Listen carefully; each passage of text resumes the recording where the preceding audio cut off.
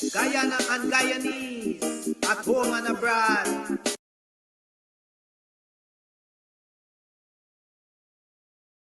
Keep a fire burning red in a Joshua represent.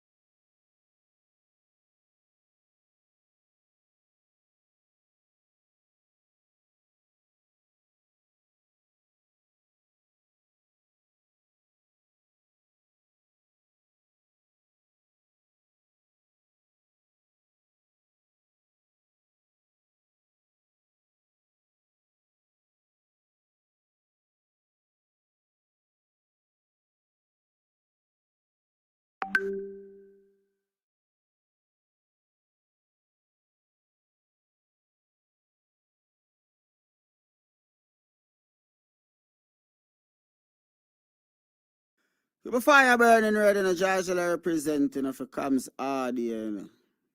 Big up Kidaki, Buxton massive. Hey Babylon boy, you go on like you know, like come son. Red. Never Joe, never Joe, never Joe.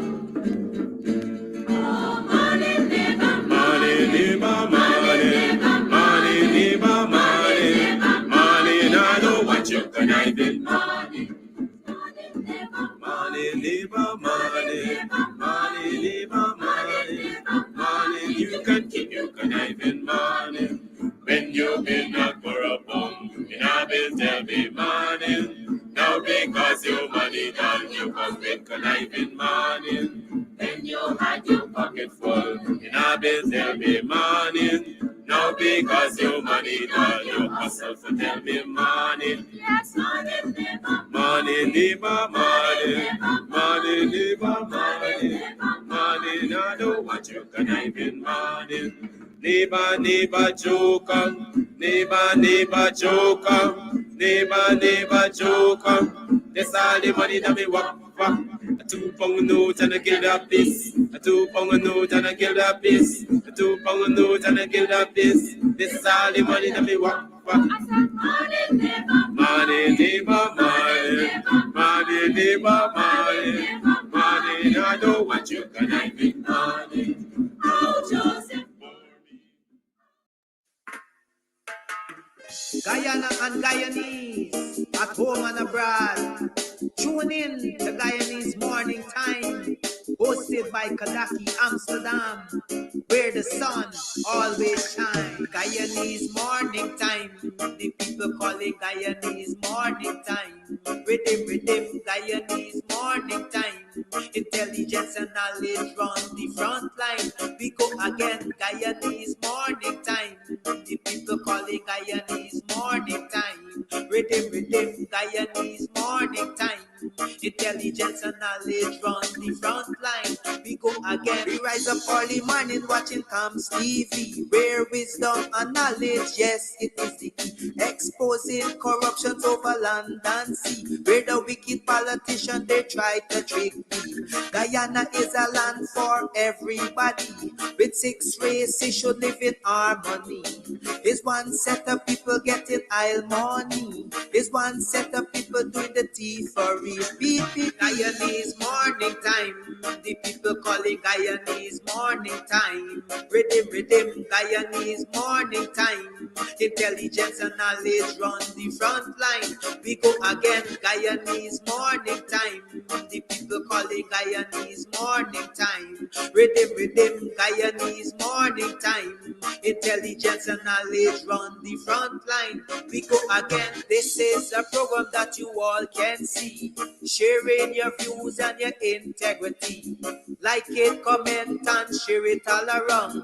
Pass it to your neighbor, safe and sound. A sad situation going on in this town. The voice of the people is getting trampled down. Out of the mouths of babes and sucklings, which has ordained me to sing. I say, Guyanese Morning Time. The people calling Guyanese Morning Time. Rhythm, Guyanese Morning Time. Intelligence and knowledge run the front line. We go again, Guyanese Morning Time. The people calling Guyanese Morning Time. Rhythm, Guyanese Morning Time. Intelligence and knowledge run the front line. We go again, fooling the people. You're promoting evil. Stop lying to the people. You are a part of the cycle. Stop fooling people. You're promoting evil. Stop lying to the people. You are a part of the cycle. I say, Guyanese Morning morning time. The people calling Guyanese morning time. Rhythm, rhythm, Guyanese morning time. Intelligence and knowledge run the front line. We go again, Guyanese morning time. The people calling Guyanese morning time.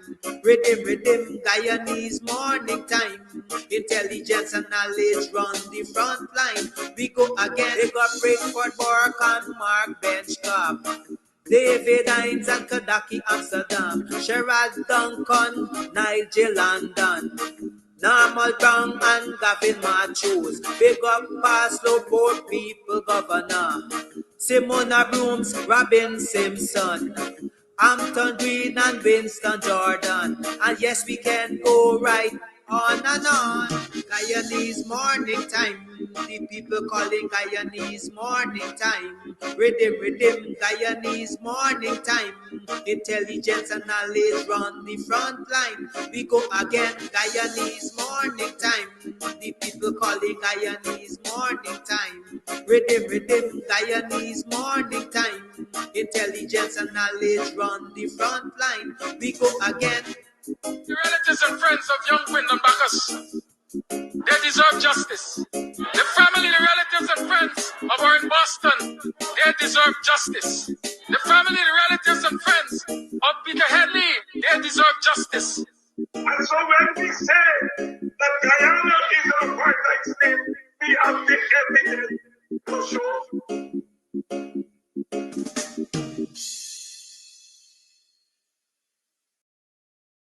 Comes out your son. You burn this wine when I want you shine. The tree of life, them I want you climb, cause them heart no kind.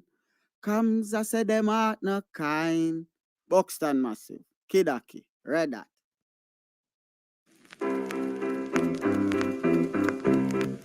Hey fans, it's karaoke and oldies night this and every Thursday at Club Twilight Sideline Dam, Buxton. Dance to the magical songs of yesteryear by popular DJs and Camps Audio. Admission is free. Come out, let's make memories at Club Twilight Sideline Dam, Buxton North.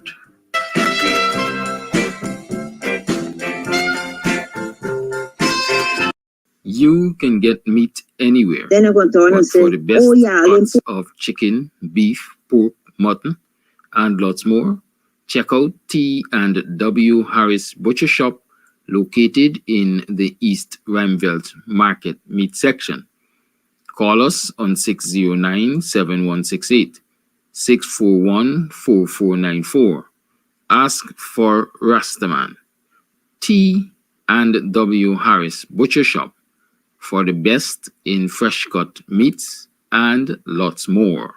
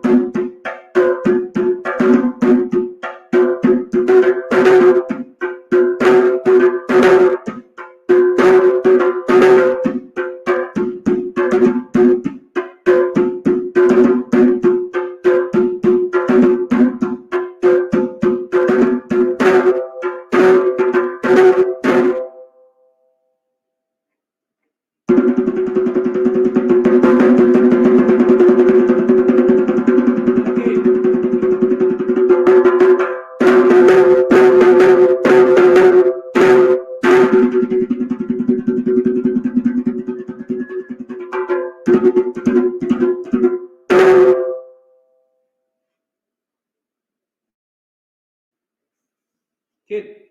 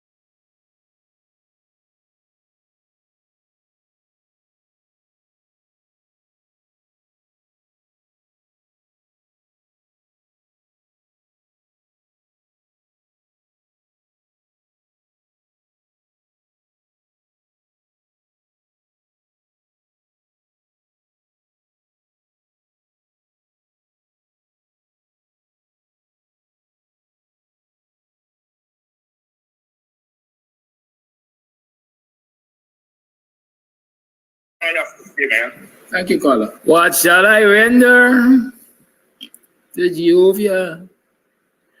Because he has done so very good for me. Morning, are you morning? Welcome to another program of Guyanese Morning Time. I see Guyan, I see you. You ask him, but very Monday morning life program. You got any Monday morning life program? About it's a holiday, you know. It's CARICOM Day. Yes, CARICOM Day. It's the 1st of July. Yes, 2024. It is now 7 hours 33. I am your host, the BUXTONIAN Kidaki Amsterdam. Welcome to another program of Guyanese Morning Time. It is also officially my birth month, so you know what I'm there. Birthday start celebrate.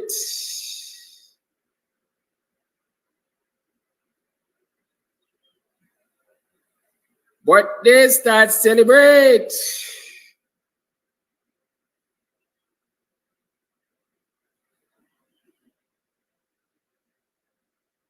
So what we gonna do about it? What you gonna do about it? You know, you almost think I display. I picked up a card. These things are very sentimental to me. I'm a sentimental person. I picked up a card for my staff and students when I operated the community college, private school, community college school of remedial and secondary education. Yes, and you know, I look into and I see some names like Sion Samuels and Joel Doris. No Leander Toussaint. Yeah, I see these names. And then I saw a note, Sir Amsterdam. On this special day, I'll choose to wish you a happy birthday. My prayer is that God keeps you and your family safe at all times. May his hands continue to rest upon you and Sufrain. And yeah, I remember N. Sufrain, Naticia Sufrain, I think her name is. And I always wondered where Naticia is. So if any of you see Naticia Sufrain, tell her it's my 51st birthday, and so she must make a show. Either on social media, phone call, a message or something. She could turn up in person too. I haven't seen nor heard Naticia since what? I think she left the staff because she got married. I think she was married. Well, she herself, I think, was a pastor's daughter. And she got married to a pastor's son, I think. Somewhere in Barbies. So yeah, I look for Miss Sufrain. That's all I can remember as Miss Sufrain or Naticia Sufrain. Those are nice people. I see Sherry Berry. Sherry Berry was also a member of staff at community college. Sherry has the honors, I can see, of becoming the first female marine pilot in Ghana, if I remember clearly. First female marine pilot in Ghana. Sherry Berry. Her correct name is Sherry Ann. Sherry Ann Wilson. Yeah, I think that's her name. Big up yourself once you're associated with a community college school of remedial and secondary education. Got great respect for all the people who pass through there, whether staff, parents, associates, students, whatever. Yeah, memories. Though that came from a birthday card. I just glanced at it and I picked it up. My birth month has started. And so big up yourself if you're a crab like me. All those of you who are celebrating birthdays in the month of July, especially, happy birthday to you. Mine has started. I've started celebrating my birthday. I don't know what you're doing about it. Good? But that's me. I know you're accustomed to that. So how was your weekend? How was your weekend? It's a long weekend. Some people say the weekend is still on. It was a long weekend. An interesting weekend, I dare say. Lots of things happened that are significant to us, I'm sure. Those of us who have an interest in politics and the well-being of this nation and its citizens and good governance and so on. Some significant things happen, I dare say. But outside of that, what happened to you privately? Let's see. How was your weekend? How you passed your weekend? You made some extra money. A line of money to say ever extra. But did you make some money outside of your regular 9 to 5? Were you able to strike a deal with anyone? a deal that would be beneficial to both of you. You see, some people believe that deals are only intended to benefit one set of people. Deal could be a deal could benefit the seller and the buyer, right? The proposer and the proposed. Yeah.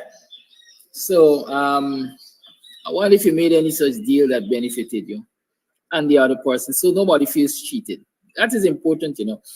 A lot of us believe that the most important thing in life is about winning all the time. But we can win, and we can also allow others to win. Everybody can win. You ever hear people talk about a win-win situation? So you benefit, I benefit, and both of us walk away from the table happy. Can we make that happen in Ghana? In the realm of politics? Can the opposition win and the government win? Or let me say, can both contesting sides win? Right? In that whoever forms the government considered winner. But can we also have policies and systems in place that will ensure that even those who quote unquote lost, who did not get the majority, can also consider themselves winners, because they know that their people will be fairly represented in the National Assembly and their people will be fairly treated. Right? That's what we want to know. But you notice who's on your screen there? That's Vincent Alexander. Good. Vincent Alexander. Vincent Alexander is the head of our Bonham Foundation. He's also a major player at Ipadi and so on and so forth. But he is not on this screen in that capacity. He's on the screen in the capacity of returning officer. I hope that is what he was. Returning officer for the PNC's elections, Congress and elections, right? Leadership elections, right? So he has a report for us. Those of us who didn't hear it for the first time on CAMS TV. Oh, he's muted. I got to start him over. I know many of you are anxious. Well, up to when I went to bed last evening, people were asking me, where's the results of the Congress? Where's the results of the elections and so on? Well, here are preliminary results, if I can call them that. I'm pleased to announce that after a full day of balloting, which started at 10 a.m., concluded at 4 p.m., meaning that those who were in the line at 4 p.m. were allowed to cast their vote. The process was concluded approximately at 7 p.m. The ballots have been counted for 4 of the 5 contested positions. Those 4 are leader, chairperson, vice chairpersons, in fact, 2 vice chairpersons, and the treasurer. The electoral roll was approximately 1,300 persons, and the results are as follows. For leader, an uncontested position with 1,040 votes out of 1,040 votes out of 1,066 votes cast. I repeat, for the leader, 1,040 votes out of 1,066 votes cast. For the chairman, and that person, the leader, is Honorable Aubrey Norton, MP. For chairperson, out of 976 votes cast, Sherwin Holder has emerged with 844 of those 976 votes. For the treasurer, Elson Lowe has emerged with 978 votes out of 1,061 votes cast. Vice chairpersons, we have emerging Elizabeth Williams-Niles with 669 and Fitzroy Jordan with 663. We're still in the process of counting the votes for the members of the Central Executive. There were 60 contestants for 15 positions, and so that count has been prolonged and will be made at the appropriate time. But I repeat, the emergent situation is that Aubrey Norton has been elected unopposed leader of the People's National Congress Reform. Sherwin Holder has been elected unopposed chairman of the People's National Congress Reform.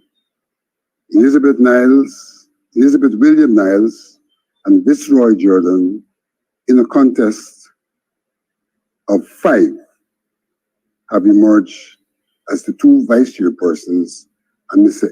Elson Lowe, uncontested, has emerged as the treasurer.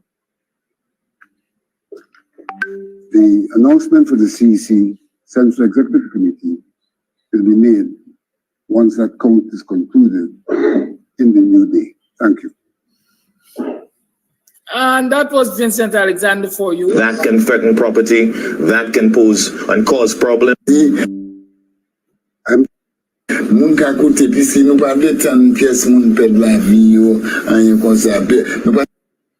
That was Vincent Alexander reporting on the elections for 4 main positions, top leadership positions in the PNC at Congress. And so you heard for yourself, basically, Aubrey Norton has been returned as leader unopposed, Sherwin Holder as chairman unopposed, Fitzroy Jordan and Elizabeth Niles as vice chairpersons.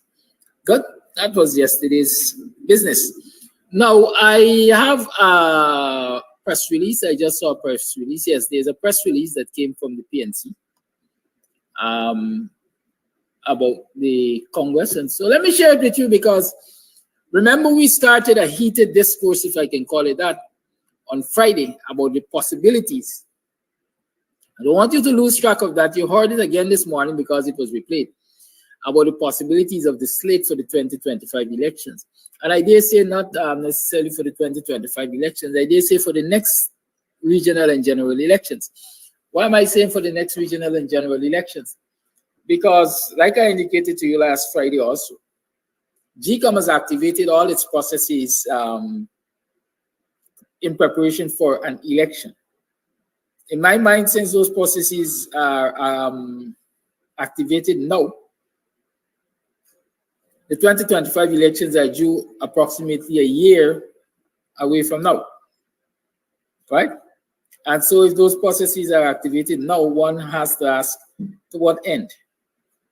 Is it possible, like I've been saying all the time, the PPP will try quick fix? Right? A quick fix.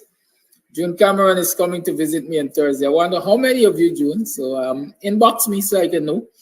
And inbox me if you have any preferences of anything you want me to prepare for you. And so I like when my guests come, they are happy, they leave happy.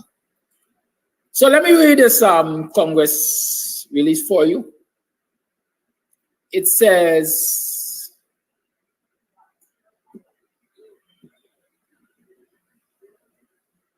press statement, July 1, 2024, 22nd Biennial Delegates Congress. The 3-day 22nd Biennial Delegates Congress of the People's National Congress Reform, PNCR, concluded on Sunday, 30th June 2024. Approximately 1,300 delegates representing 218 groups were accredited. Delegates came from all 10 administrative regions of Guyana, as well as from the North American and United Kingdom region, to deliberate on the serious issues affecting the party and the nation. The theme for this biennial Congress was, quote, forming the next government, building a just, inclusive, and prosperous society for all, end quote. The opening ceremony was held on Friday, 28 June 2024. Chairman of the party, Sherwin Holder, MP, gave the welcome and opening remarks. The highlight of the opening day was the Congress address by the leader of the PNCR, Aubrey C. Norton.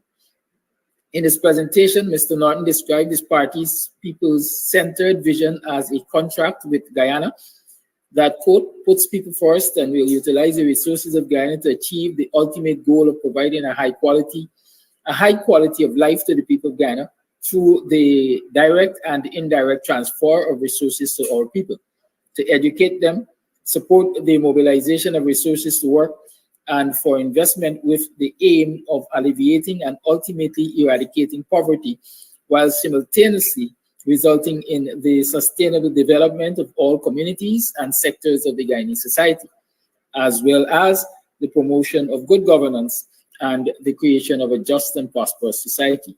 End quote. Party leader Norton also touched on national security, foreign policy, and the necessity for biometrics and a clean voters list at the next general election.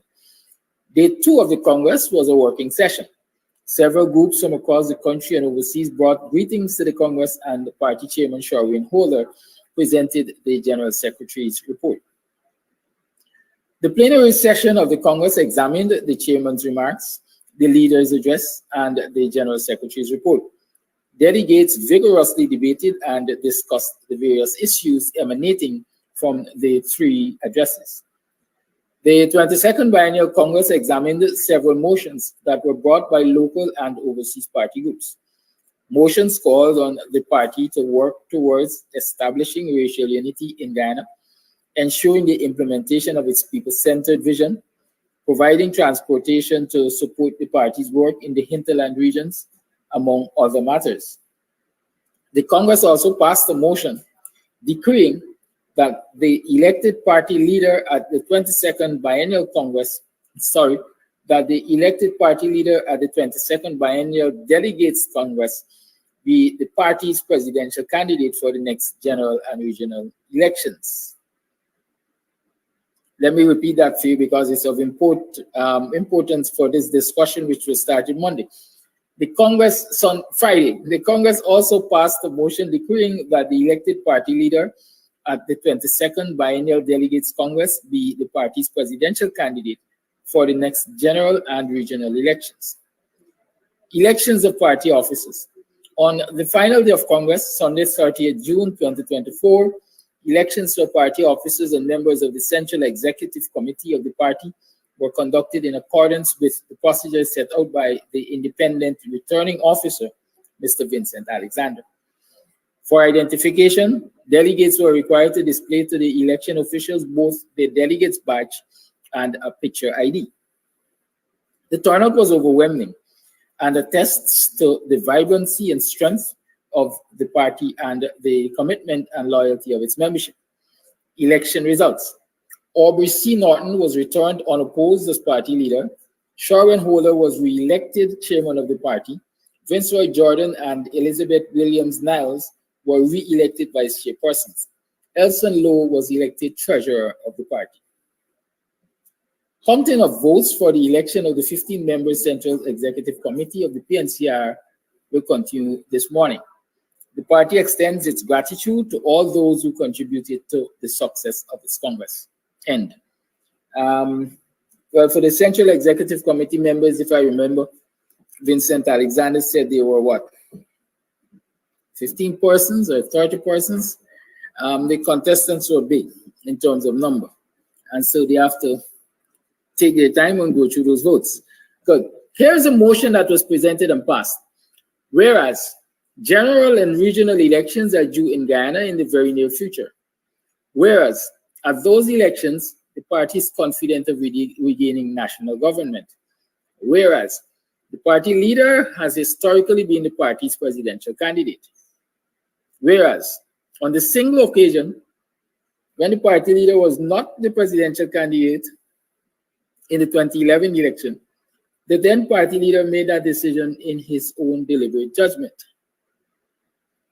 Be it resolved that the candidate elected as party leader at the 22nd Biennial Delegates Congress shall be the party's presidential candidate for the next general and regional elections. Be it further resolved that the elected party leader is solely empowered to decide if he or she so chooses on other possible choices or arrangements for presidential candidates. Good. Now, we are informed. And so I quickly want to revisit this discourse which was started on Friday. As I said on Friday, there are varying, let me call it permutations. There are varying arrangements which can be made going forward into the next election. When we were talking on Friday, we didn't know that Nigel Hughes was leader of the AFC. We now know that Nigel Hughes is leader of the AFC. Right? So it's Nigel Hughes as leader of the AFC. Aubrey Norton as leader of the PNC. Up until now, we don't know definitively, but I'm saying from where I sit, it's likely that Professor David Hines will emerge leader of the Working People's Alliance. And so we have a slate, a possible slate, because I've heard Professor David Hines, we have heard, as a matter of fact, the WPA say, well, listen, we are preparing for elections. We know that previously the WPA formed an allegiance with the PNC and they called it APNU, a Partnership for National Unity. And so naturally one can be thinking that the possibility is that there is going to be a coalition approach to the next election again. And so if we're going to get a coalition approach to the next election, because we have seen that it took a coalition to remove the PPP from office in 2015. And I'm saying if it worked then, it is what is likely or most likely to work now. And so if you're really serious about wanting to remove the PPP, I would believe that you'll have to go into coalition again to remove the PPP. Those are my thoughts. And so I'm talking from the position of we're going to get a coalition going to these elections against the PPP. So that coalition in terms of leadership could look like Nigel Hughes, Aubrey Norton, David Granger, in no particular order. But the question was raised also on last Friday's discussion, right? What if the proposal is Nigel Hughes as president, Norton perhaps prime minister, and David Hines somewhere there as a vice president or something, right? What if the demands were made for a consensual candidate, as they call it, or a consensus candidate, a candidate that everybody is comfortable with, everybody is happy with, everybody believes can go and win the election? And that question came because we've heard utterances that Arby is not a winnable candidate and stuff like that. We have gone through that. You've heard the discussions. Right? I'm talking about David Hines. Hazel Johnson. In my political considerations for the next elections, I have David Granger nowhere there. Right? I have no thought of David Granger in my head. Anything political after 2015, 2020, quite frankly. Good. So the argument started that none will never allow that and so on and so forth. So I want to draw your attention to an article of David Hines. David Hines interviewing Aubrey Norton. Right? Aubrey Norton, if you remember, last Thursday was interviewed on Politics 101 by David Hines. And news coming out of that interview suggests that while all of you are saying Aubrey Norton will never allow that or never want that, good, I am seeing Aubrey Norton saying that there's a possibility of the consideration of a consensus candidate. Good? Where is it? I posted it the other day.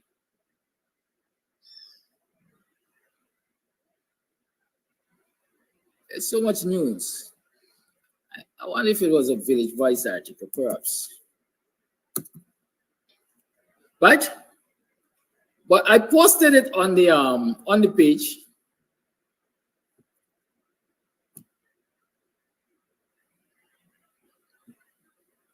And so I don't know how many of you followed it.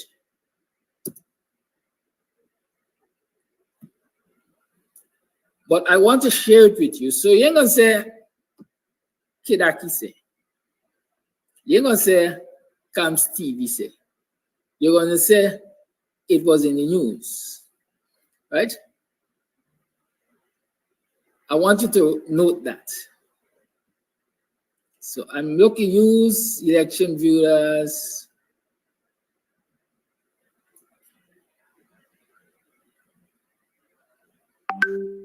Man, this will be newspaper for the weekend, man.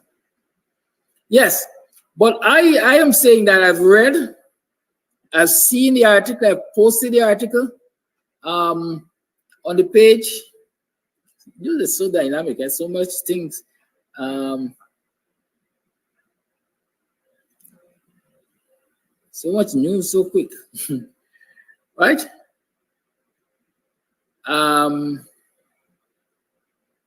I mean, I'll find the thing.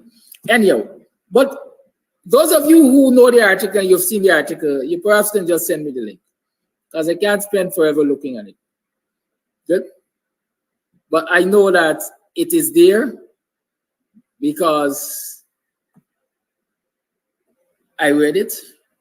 As a matter of fact, a lot of you would have heard it on Politics 101.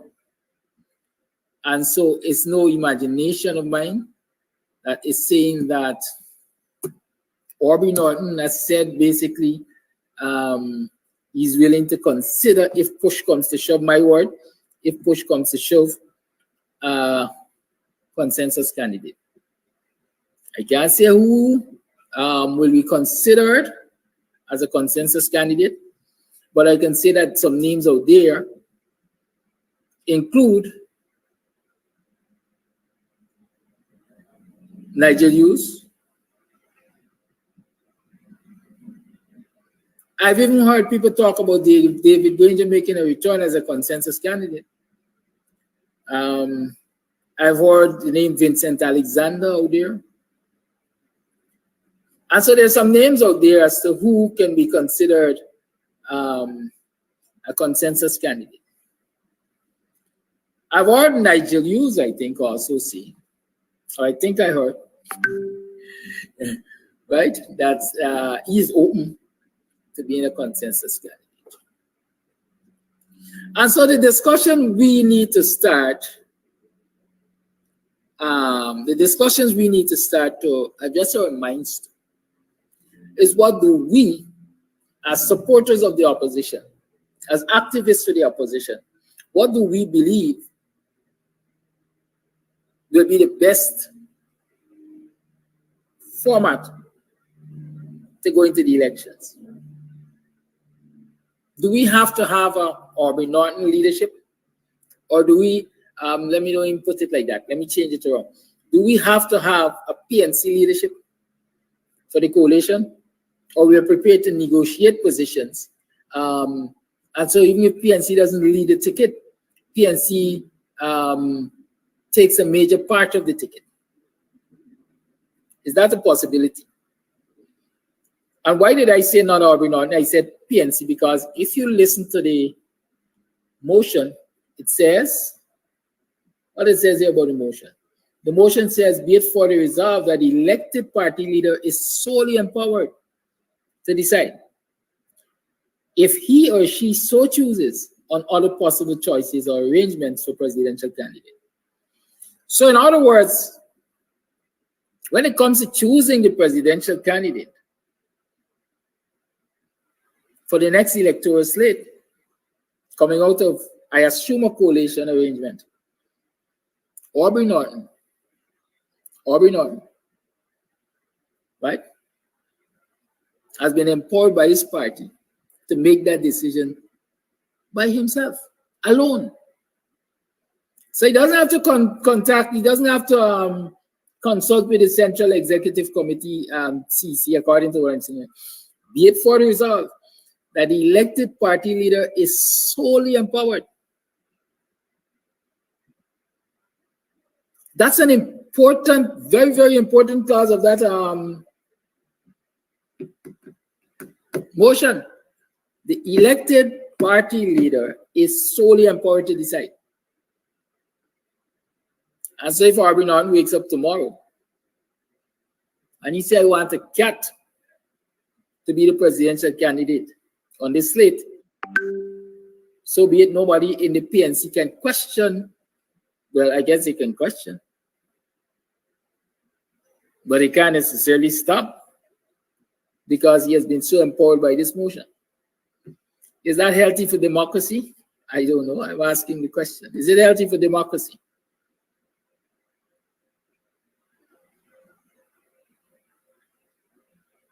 Do you believe the possibility exists? I'm asking if it will happen. Do you believe the possibility exists that Aubrey Norton is going to play kingmaker, as we like to say? Say, here, I've done my work. I've reinvigorated this party. I'm the leader of the party. I don't want to be the presidential candidate. I am anointing, I'm grandfathering Tom Jones to be the presidential candidate. Do you believe that's possible? Will you support that? Let me hear your thoughts on that. Who do you believe should? No, let me ask you for who you believe should. Do you believe Aubrey Norton would or should allow someone other than himself to be the presidential candidate? That's the first question. The second one is, do you believe or would you like to see? Let me put the belief. Do you believe that David Hines, Aubrey Norton, and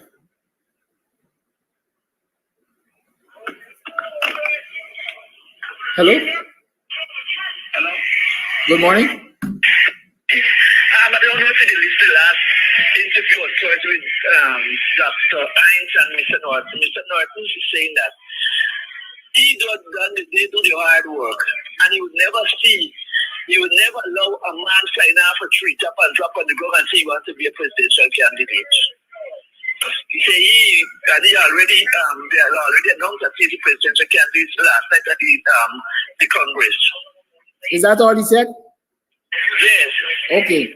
Then am I semi-literate? Huh? Thank you, caller. Thank you. I caution you. Where's Dennis Collison? I like when Dennis Collison chips in on these kind of discourses. Is that all you guys heard Norton saying? Is that all that Norton said? No. And let me make it clear again, because I said it last Friday. I am not anointing anybody. I'm not showing a preference to anybody. I am just encouraging us to start to have these discussions because they're going to arise at some point in time. Right? Henry Dolphin, let me explain this leader of the list thing for you. David Granger is leader of the list until this parliament here comes to an end. Parliament has to be prorogued. I think this is the word you call it. Parliament has to be prorogued before any elections are held. Right? And so when Parliament is prorogued, that whole electoral cycle is finished, basically. And so David Granger is in control of the list up until then. David Granger, up until now, has nothing to do with the next electoral roll, the next electoral slate, the next electoral list. And so don't tell yourself that David Granger is the man in control for the next election. No, he isn't. I would say the leader or the leadership let me don't put it on one person, the leadership of the PNC, to start with, is in control of the next election cycle that the PNC will enter. Yes, Parliament is dissolved. Yes, Samuel Sandy. Hey, welcome, Emmanuel Sandy. I'm seeing you well. Yes. So you follow me? Once Parliament is dissolved, I think it is 6 months before elections. I can't remember exactly. Good. Once that happens, y'all stop believing that Granger has control of every and anything. They start believing that the man is omnipotent. Good? Understand that? So the list of candidates, at least representing the PNC, would be dependent on the choice of the leadership of the PNC. Now, who heads the list for the next election would be dependent on a whole number of factors. For example, is it a coalition that is going to contest the next election? If it is a coalition that is going to contest the next election, naturally, they will have to discuss that among the coalition parties who should head the list. And they will have to come to an agreement. So the leader of the PNC or the presidential candidate may emerge as the leader of the list in the next for the next election. Sometimes they choose, quote unquote, an independent person that is not a politician to head the list. Because really and truly, the leader of the list or the head of the list, the leader of the list is like an admin officer. That person is the link between the politicians or the political party and GCOM.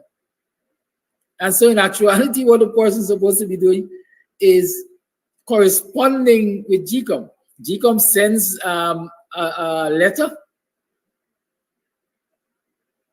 raising certain issues based on the list and so on. That person is expected to reply. But that person is expected to reply or communicate with GCOM based on what? Instructions of the leadership of the political party. I hope you're following me, and I hope I'm making sense. And when I see a man like Samuel Sani on the program, I got to ensure I'm making sense. Good? Right, so y'all stop having this fear of who is in control of the list, at least up to now and so on. Just not going to be water under the bridge.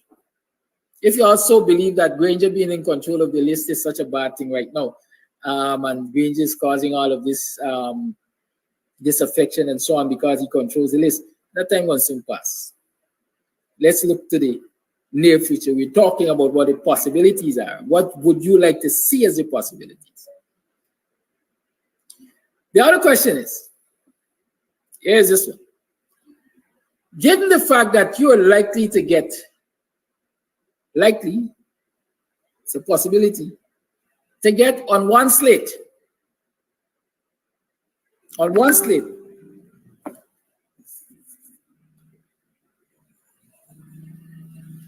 it life. Good morning, Mr. Amsterdam. Good morning, Good morning, listener.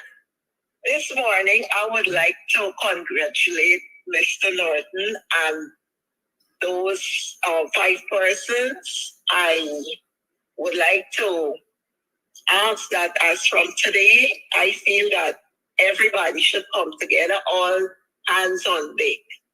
And I'm saying that I saw something that I did not see in a very long time, and I know that he's in good hands with the people that surround him. The week leading up to Congress was the hardest week in my life. I think I would have given my life to God and asked him why 1,000,000 times. But the truth would always set us free. And me and my house, I know we are willing to take a chance on him and anybody that he chooses. And if he's supposed to choose anybody, I think Sharma Solomon from Linden is a good person too. So I just want to throw it out there. You have a good morning and God bless you as always. Thank you. Thank you.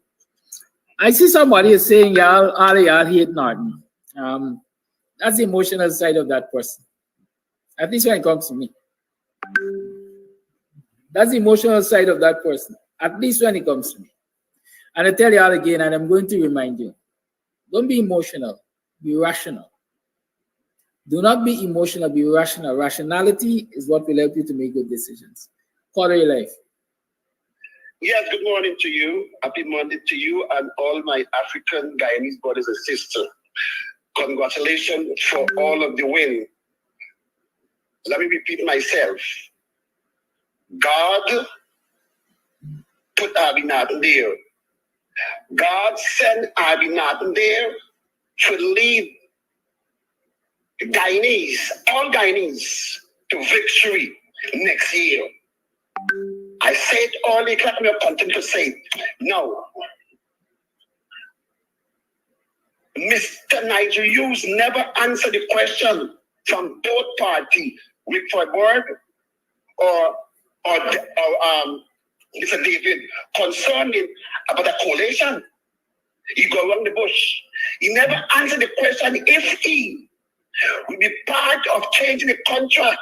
He go around all the bush, but Sharon Duncan. When the question put to him, the coalition, Sharon Duncan said yes. Yes. I rather Sharon Duncan than Mr. Nigel Hughes. After, because Sharon Duncan put in a lot of works. But let me say this piece here, my bet with me too. But it's politics and politics. I believe Nagamutu. And we understand they use Sharon Duncan and that sister. What is her name? Fernandez or something? Them to work hard for coalition. And then throw them under the bus. When I was sitting down taking a drink with my whiskey, what I love for the weekend, it came to me. I said, it is a possibility that Nigel Hughes was working behind the door with Rambatan to let he don't run for leadership and let he run for leadership. It is a possibility that Nigel working behind the door to encourage Rambatan not to sign back the agreement to be part of coalition. It is a possibility that Nigel Hughes was working behind the door for Rambatan in China go into the last election and leave Abinadon alone to save many tongues where all of them living peacefully. It is he who encourages this AFC. So let Jado take on the tongue and punish black people against take with the land and pressure them to run away. I question. But today now, he asking black people to vote for him and make him president. Abinadon, don't bow. Don't do that, Abinadon. You come a long way and you are a politician. And you know about politics and politics. He do all of this, I believe, because he want to make new rules, new law. To tell Abinadon, hey, I will give you a chance to go for president this time, but my law that come next election 2030, if I'm alive, the presidency must go to AAF. Don't sign for no law like that. Why you should sign for Abinadon? That all the coalition party, are you still there? Yes, I am. All the coalition party must take turn every general election and be prime minister. If you sign for that trust. Morning, neighbor, morning. Are you morning? Welcome to another program of Guyanese Morning Time. I am your host, Kidaki Amsterdam. It is 7 hours 27, and it is the 7th, what am I saying? It is the 2nd of July in the year 2024. You see, I'm looking fresh again. It's my birth month. Yes, oh Lord, what y'all gonna do about it? Morning, y'all know me. I like celebrate the whole month. I like when they got Amerindian Heritage Month. You know, the whole month the Amerindians get to celebrate. Watch me. But once July start, y'all know what mood I in. Let me tell you that the children's party is going to be on the 12th of July. That's my birthday, the 12th of July. So you got children between the ages of 0 and 12, let them come down to Club Twilight and have a good time, right? Let them come and have a good time, a fun time. Lots of goodies, lots of fun. Lots of children thing in the house like Caesar and so. Don't let your children be children. Send them out. Bring them along. Good. And then later down in the month, I think on the 28th, we're going to do the big people to do. Big people gone down. Right? Like I said, this year is no let me say exquisite event, is no dinner. There's no dinner and dance and so on and so forth. Is a lunch and lime. Come, let's hang. All day we're gonna be at Club Twilight, all day we're gonna hang, we're gonna play games, we're gonna gaff, we're gonna, we're gonna make political plans, we're gonna yam. Good. There's no cover charge. I indicated that. I don't want it to be a charged event. But however, contributions will be accepted. You come and you feel in a good mood, you just win a bag, you could drop 100,000, drop 100,000.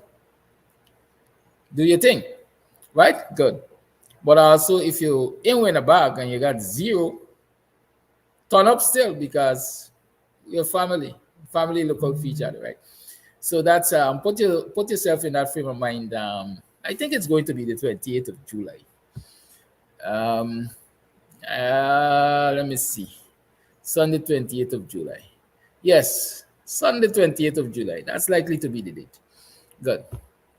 These days, I'm not, what should I say? What am I doing? Yeah, there's a good smile. There's a good thought. These days, I'm not fixated, if I can call it that, on a lot of things. Right? I am fluid. I'm fluid. You want to know what the thought was? I'm going to code before the 28th of July. Sometime after the 12th of July, I'm going to code. I can't remember, and I'm being very serious. It is the things I don't pay attention to.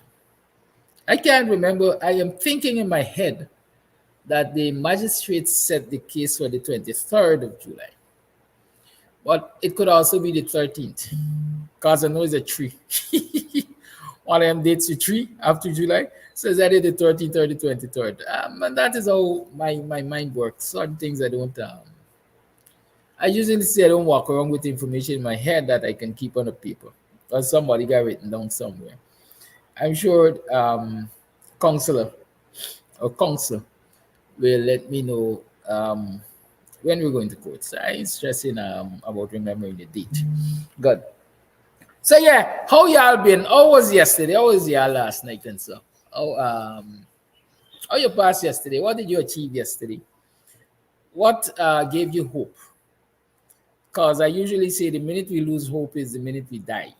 What gave you hope yesterday? What happened that gave you hope yesterday? Yesterday was a holiday. So you would have been home. I guess you would have spent more hours with your family and so on. You would have spent more hours in your neighborhood. And so when you look around you, what gave you hope? What makes you think or thought yesterday, well, hey, the future could be brighter. There's signs that the future will be brighter and stuff like that. I hope you saw something that gave you hope. What did I do yesterday? I worked as usual. I worked. I worked. I like to work. Somebody said I display attributes of a workaholic. Holiday or no holiday, I work. And sometimes I'm guilty of expecting other people to do the same thing, Yesterday, I called in on my phone to find out if he come in and do this work for me. The man didn't even answer me up to now. Yeah, so there's a reality. I told you how yesterday don't come in my inbox, right? But somebody came, a number of persons came into my inbox, at least 2, yeah. And part of the accusation that was made is that I have something against Aubrey Norton. People, let me tell you all this. My politics is never personal. I think I say that already.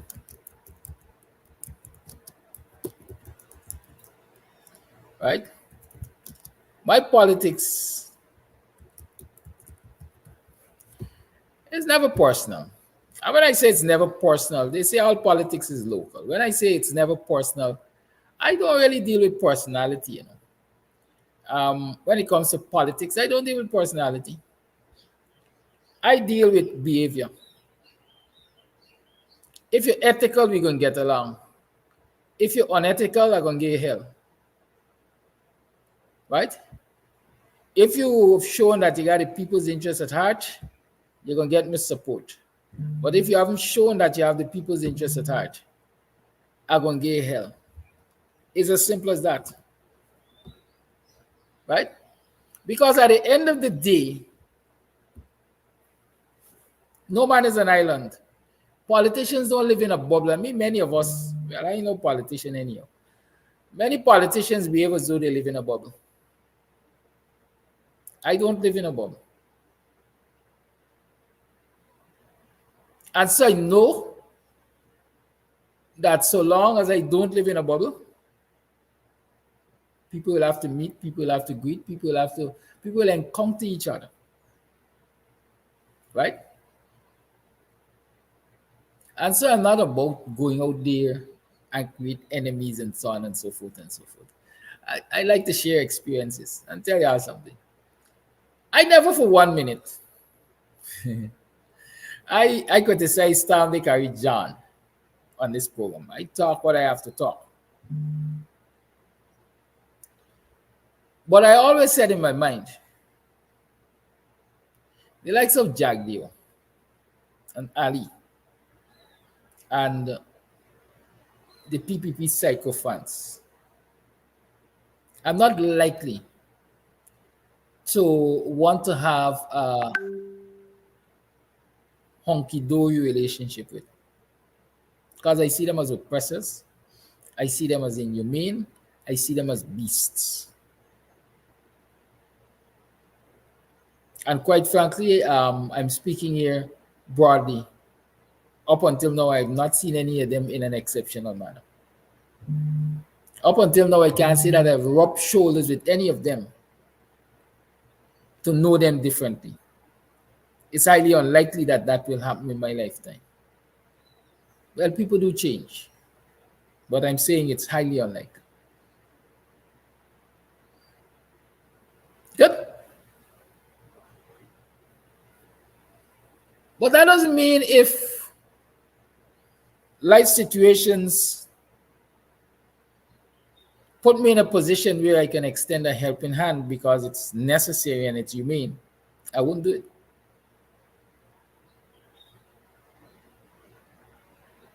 Especially if I'm tasked with managing some aspect of the country's resources.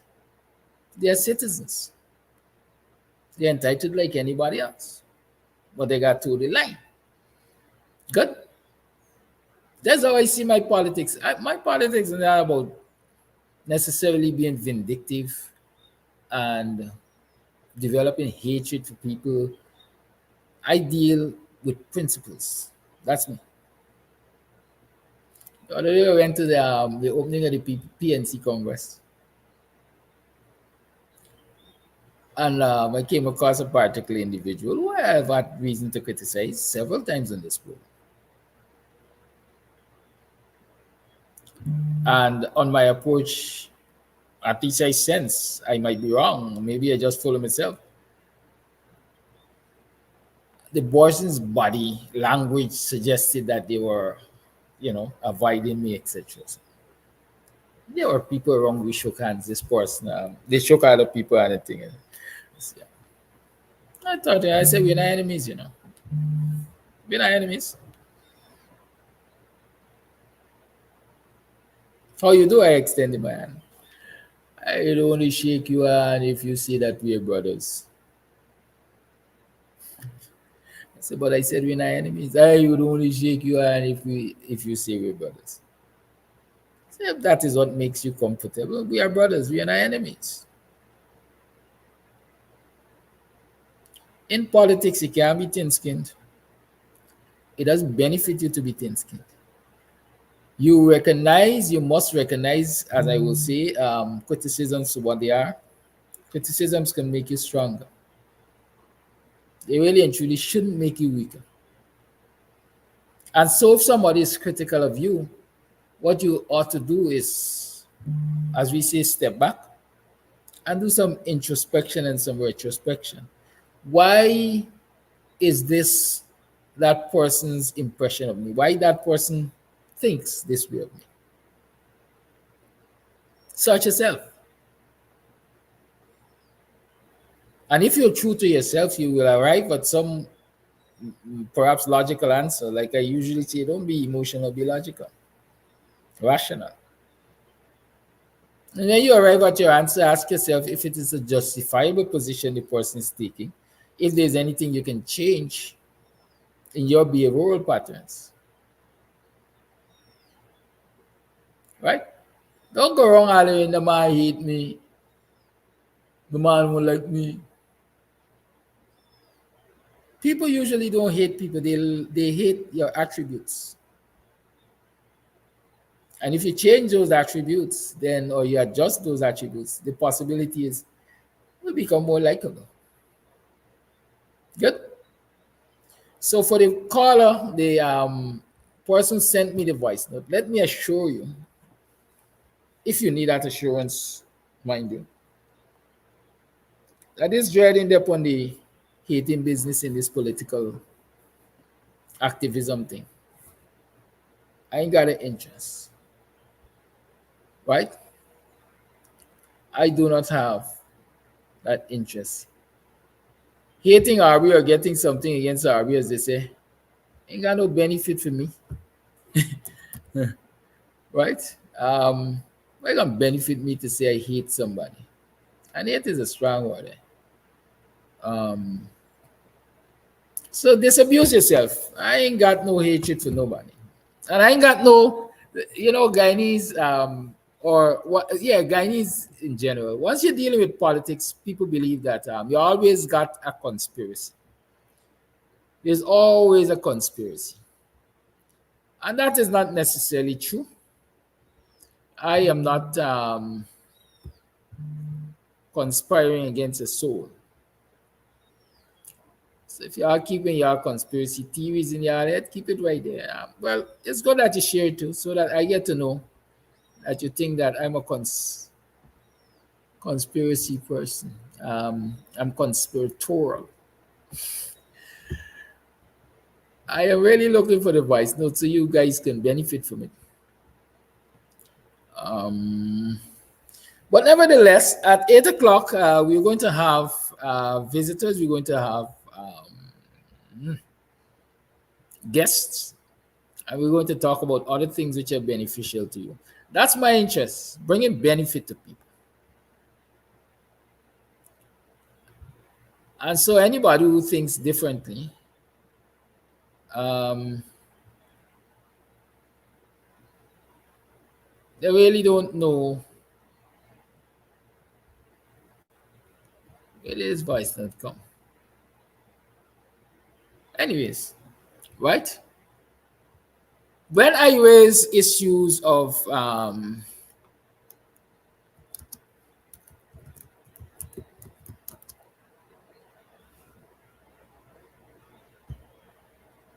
what the people think,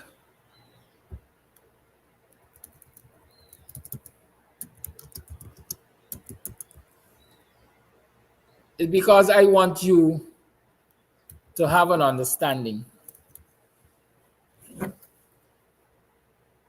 I want the political activists to have an understanding. I want to bring information. I want us to have a general discourse so that we are informed and the people who claim to represent us politically are also informed. Right? That's why I do these things. Here is a voice note. Y'all listen for yourselves. And so we could talk about it if you care to. I understand, Sudan. Good afternoon. No hard feelings, my brother, but I listened to you since Friday, straight back to today, and I understand your angle in which you're going. And I've heard you made a reference about the two friends walking. One is $80 strong, the other one is $20 strong. The product costs $100. And the one with the $20 was like, I need all integrity in this puri or whatever the product would have been. I'm not sure. right, with his $20, and he trying to actually get a bigger share from the person with the $80. My answer would be the person with the $20 certainly gotta be a covetous person. This is what I would answer it, because I don't care what nobody say, right? Numbers don't lie. You got it. All right, stop right there. Let's talk a little bit about the Puri analogy that I gave, the Puri and Curry analogy. Y'all remember it, right? $100 for the Puri, one man got 80, another one got 20. The one that got 20 say, I want all the meat. I think I was specific. I said a drumstick in the curry, right? A man say, I want the meat. I want the drumstick. You could take the puri with the gravy.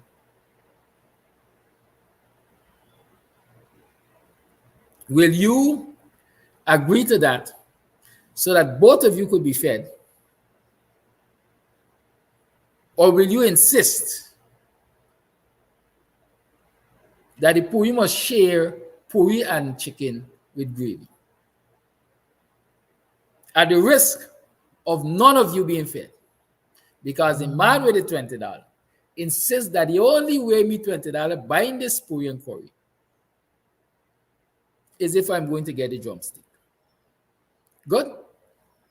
According to the voice note, he sees that person with the $20 as because they're asking for the bigger share. Is the person asking for the bigger share? Who says that a drumstick is a bigger share than the puri with gravy?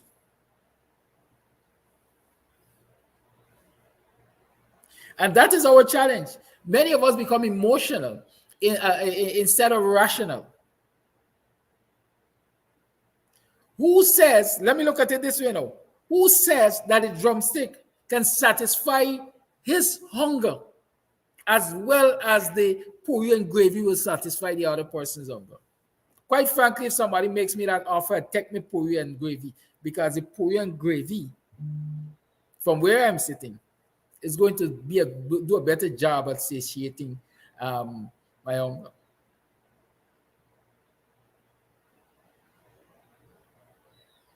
But when you jump to the conclusion, this man covetous, you want more than the $20 worth.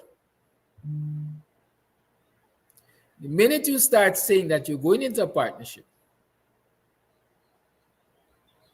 and people should not bargain for what they think they value,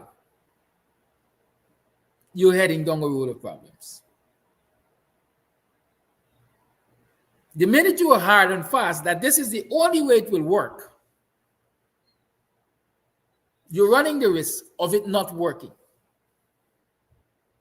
And so both of you are left hungry. Both of you are left hungry.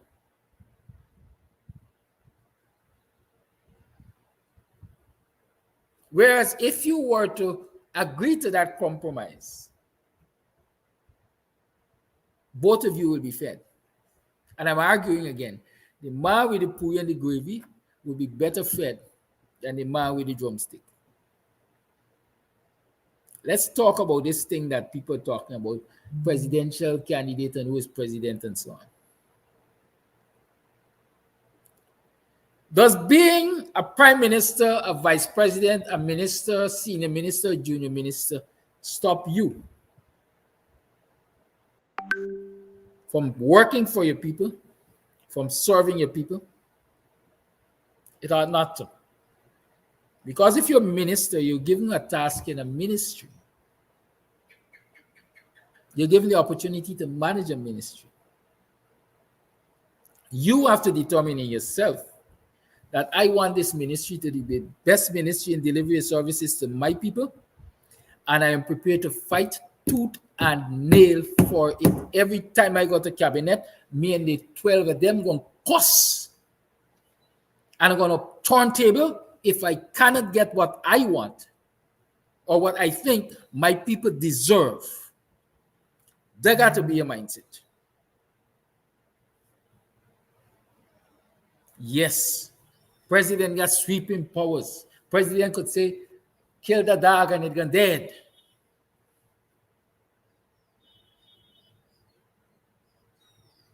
But we see a president or Sadiq Ali named Ali. He's a puppet. to the vice president. Second vice president, it has to be because the first vice president, as far as I remember and understand, is the prime minister. So you got a situation where the second vice president wagging the dog, wagging the president. But you are going to argue Ali is president. And so in the interest of everybody, in the interest of everybody, for the good of everybody, sometimes we have to be prepared to make compromises. Let me show you and you know, that's why maybe, as I said, for Thy Kingdom Come, I don't see you removing me from the WP.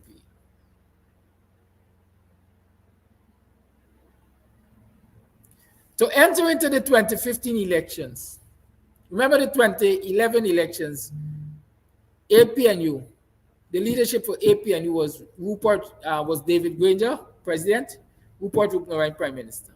Y'all remember that? But once it started negotiating with the AFC to come on board,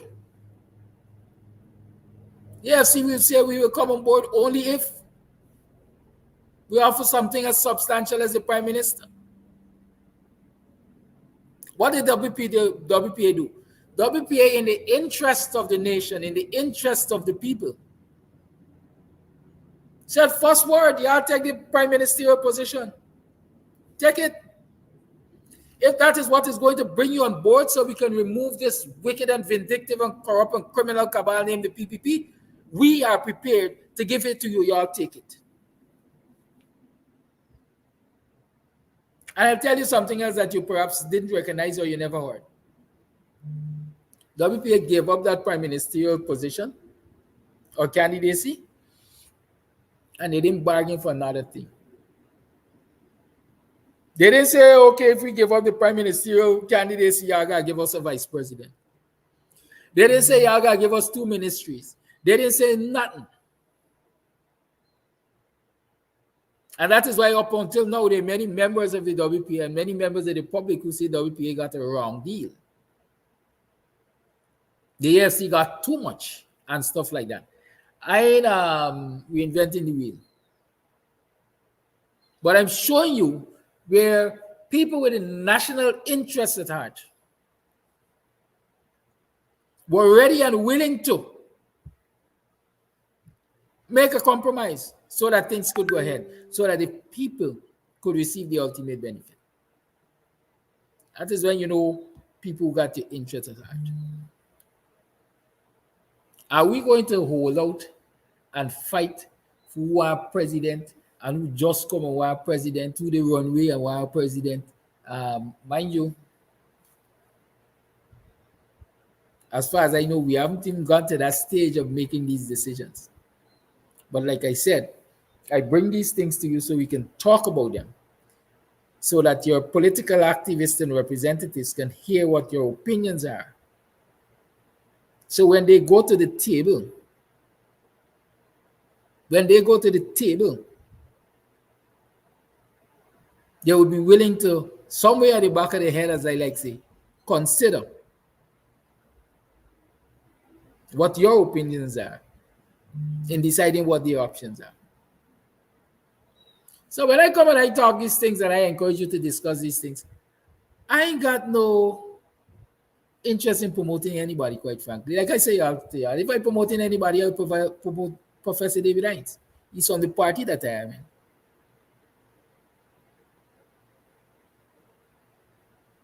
Right? He's expected to lead the party that I am in. Charity begins at home. So who should I promote if not David Hines? But if push comes to shove and I have to say to David Hines, Bonnie, you got to take several steps back so that this thing could work, I am man enough to say to him. How he feels about it is a matter for him at the end of the day.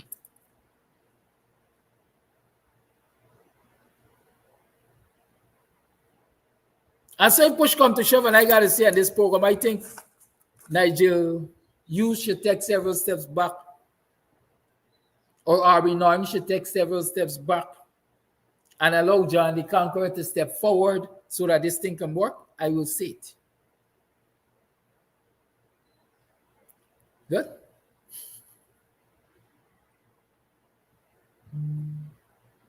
Understand that?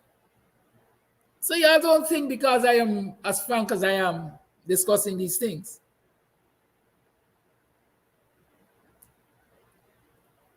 I favor this person over that person. At least I don't think I brought that to this discussion. A lot of people interpret things the way they want to interpret it. This scholar, this voice note is not the only person who seemed to believe that I got something against Narnia and I promoting Nigel Hughes, etc. Coffee got the same opinion too. And there are lots of others who got the opinion. Some of them been bold enough to say it to me. But let's continue to listen to this voice note. I was being carried away. I got 20. And you can tell me you want a bigger share than me. You don't even try for it to be equal. You want a bigger share. Right there and then I would see you as avaricious and covetous, long-hearted and black-hearted. This is where I can see you. You wouldn't even qualify to be my friend. This is how I see it, right? This is my take on it. Now we tie this into the political party with the AFC and the PNC. Now, the poll thing we're talking about, rather than the suggestion that they call up, present to you, and that's better we do a preliminary. I agree with the preliminary because this polls and stuff does to me don't be accurate. There's asking questions from a few persons, and if 10 from this community say Nigel, and 5 from that community say Norton, well then the can't speak for everyone, or I mean the preliminary would always be the right way to go. But it's not your take side. It's clear I'm seeing that, I'm not getting personal, Skipper, but I think that you have a problem with RB Norton being the presidential candidate. There's how I see it, and many others seen it that way on your part, right? And the reason why I have my confidence in RB Norton is because what he did, without much campaign for that local government election, I'm prepared to take my chance with him as the leader, presidential candidate, so to speak, right? And if that would have been taken away from him, trust me, you understand? Trust me. I am a person who's behind the ground also, trust me, right? The coalition would be in for severe dent. You understand? Because black people as a whole gonna always remember what the AFC did to them. I'm not painting Mr. Hughes with that brush, but they're gonna always remember what the snake from the AFC did to them, and they will have no such confidence in wanting to name Mr. Hughes or the AFC leader, the presidential candidate or consensual candidate, however the wish to put or you guys put it. All right, trust me. And if you have a preliminary, you will see just like Norton won this Congress is exactly what it's going to be, because African people are dealing with boss. We don't forgive so easily, especially when you attack our bread and butter. So I don't want to hear ticket of who's winnable and who's not winnable, because Norton don't look good in a suit and Nigel might look better in a suit. To me, this is what it's coming down to, a face. But for me, the fact that I got sweet to eat my lunch when the day come and I see Norton come right there, I see him as a man on the ground and a man who is extremely down to earth. I have never seen a huge deer. Right, the charming place for 2 Orange Walk. You understand? So I am not trying to tell you anything contrary to how you run your program, but I'm saying I disagree. I disagree with your narrative because I already see where it's going. Since Friday, I observe it. Right? Since Friday, I observe it, and I disagree. Respectfully, I disagree. You understand? Because African is not going to sit down and watch a Nigel Hughes over a party. Maybe instead of bring 20,000 votes, might be equivalent to 4 seats, or probably 30,000 votes, and a party who bring 180 something thousand votes for the party with the 180 something thousand votes to settle for being a prime minister. It is not going to happen, Kadaki. Trust me, you could have cheese. It's not going to happen. Not with Guyanese. Guyanese don't work so, brother. Especially Guyanese of African descent. No, we don't work like that. It cannot happen. It will not happen. So I think you should move on from the point. But I ain't being disrespectful or anything. But in my soul, I'm feeling that you're going wrong. Because people might not get what I want from Norton. I'm not saying that he's there without mistakes and stuff like that. But I prefer him because I know he could pull off these elections. I know the PNC, along with the coalition, could pull off these elections. So we're not going to have the man got through enough struggle with the infraction in his own party. Now he's trying to tell me got another infraction in the pipeline from the coalition, because that is exactly the angle in which you're going, Mr. Amsterdam. Because it'll cause an infraction with the coalition. Because you're telling me you actually, I'm seeing the angle. And trust me, there's a lot of other people that see the angle. But you can follow with a lot of people too. You understand? Don't say preempt. You get a lot of follow with a lot of people, and I support Flash. 100% I support Flash. Not with him picking up on the AFC all the time, because the AFC is a force to reckon with. So the AFC must be a part of the coalition, including the WPA. But you can't take a party who bring like 180 something thousand votes and take the presidential candidate away from that person. You think Africans can accept that? It will not be acceptable, Kadaki. So no, you shouldn't even encourage the discourse. You understand? You shouldn't even encourage the conversation. Because the conversation pissing me off. Not for me to. It's politics, I understand what you're doing and what you're saying. But spare us the narrative, my brother. We ain't being deep on the business. The AFC don't hurt us. The AFC just got me every day facing what we got face. And I'm not saying every member in the AFC. But if a member in the AFC could do certain things on the table, the parliament, we know what happened now. I think it was 2018. Do you really think Guyanese of African descent sit down and look for a presidential candidate coming from the AFC, knowing exactly the people overwhelmingly vote for Mr. Norton. Now, boss, the thing that happened, you're saying what Mr. Norton said that he can consider consensual candidate. But you also saying that Norton said if his members of the Congress dictate or mandate him to be the presidential candidate, who is he not to do what the people in the party wants or the members want? You know what I'm saying, Kadaki? So we gotta be very straight here, my brother. We gotta be real straight here, my brother. I ain't like dangling with you going to talk. It's not gonna happen. It cannot happen. Because trust me, if that happen, the coalition stand to lose thousands of votes. I know what I'm telling you. So yeah, I better get your dog sign up right, my brother. I have a good day, no disrespect or anything, but it's just my bit on the whole situation. And I know that there's a lot of other people or individuals who will come to you with these same things that I just explained to you. Trust me, there's a lot of others who is going to come with these same things. You can't advocate for what you're advocating for, because I can make one little more reference for it. I conclude this voice note here. Sometimes we go to another television set and we see a football match on the television. You probably won't even know the teams, but you just see two teams, one wearing yellow, one wearing blue in terms of the uniform, and immediately, your spirit will go into one. I want this one to win. You can see two boxers that you're totally ignorant to. You've never seen them before. It could be kickboxing or any sports for that matter. And you see the challenges on, immediately you just pick a side. Well, I already picked that side. It's not my brother. Have a good day. Enjoy your holiday. Happy Caricom Day, by the way. Thank you. I want to say one thing before I move on from this.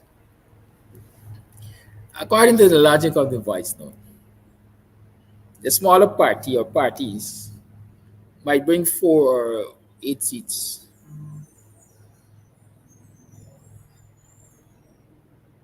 The PNC, which attracts 120-something thousand votes according to this person, might bring, let me say 20 seats. Or 25 or 28 seats. Let me say enough seats to get close to the majority. Let me say, if we're giving 8 seats to the smaller parties, let's give 26 to the ability of the PNC. That's together they can make 34 seats.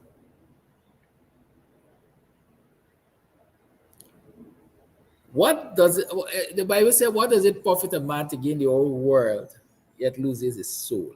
I mean, it might be a loose comparison here.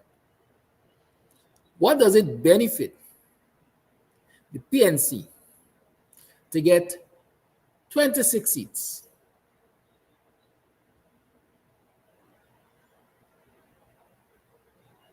And the other section of the opposition has 8 seats. They all will remain in party. There's no benefit there.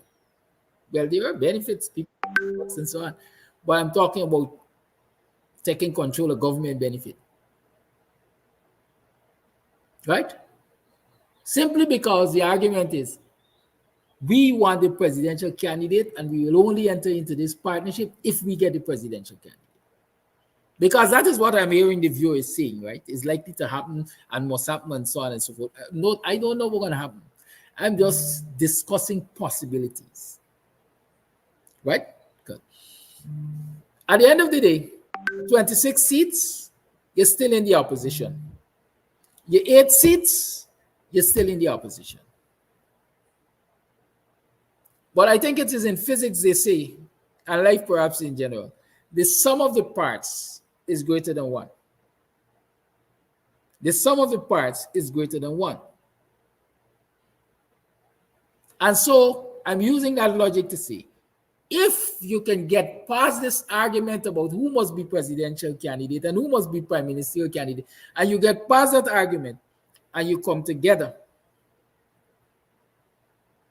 immediately for starters, the 8 seats that were possible over there are now joined with the 26 seats that were possible over here, and so you now have 34 seats.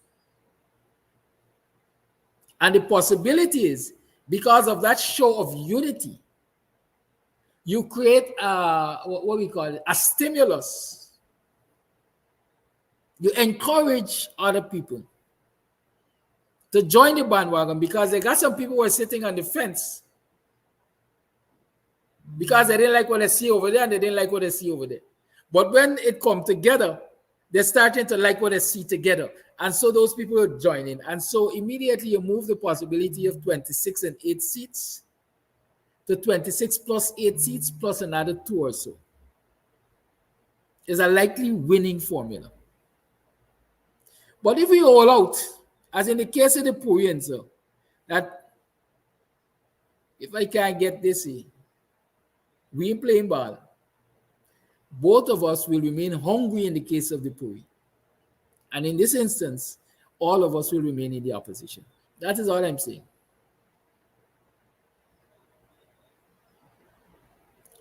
The Aubrey Nortons, the David Hines, the Nigel Hughes, the Nigel Elkin, all of these folks, I am sure, they're smarter than me. They're more politically astute than I am. They're more politically experienced than I am. I am sure all of them thinking about these same things that I'm thinking about. I'm giving them the benefit of the doubt. And I hope those thoughts are in the forefront of their minds. That, hey, if we're not prepared to make compromises, all of us will remain in the opposition. The PPP will continue to do the crap that they're doing, and our people will continue to suffer. And so all those of us who sit on this program and insist that it must only be one way and only that way, I wish you all luck. We have guests. We're going to have the call in at some point in time. We have guests. Good morning to you. How are you? Who is in my house? Don't do that. You have to go to the washroom. Good morning. Good morning. Good morning. Good morning. Beverly, the job? Yeah. Beverly, how you do, girl? Not bad. I'm great. Right. Where are your friends? Where's Candice? Candice is hiding behind something. I'm only seeing the name Candice. Candice, you ain't good looking enough. Show your face, girl. Anyhow, until such time that that Candice is ready to talk with us, Beverly, I am thinking in my head might be the first time I'm hearing this name associated with the Guyana Public Service Co-op Credit Union.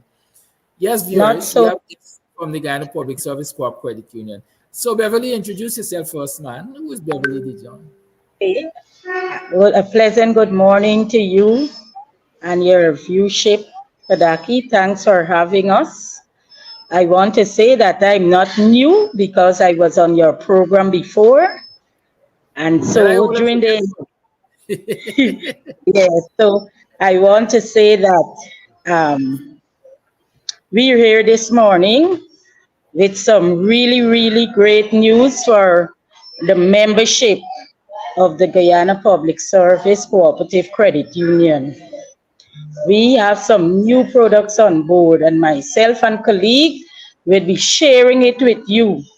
And so I would allow my colleague Candice to do the first aspect of this program this morning, and then I will come in with the great news after.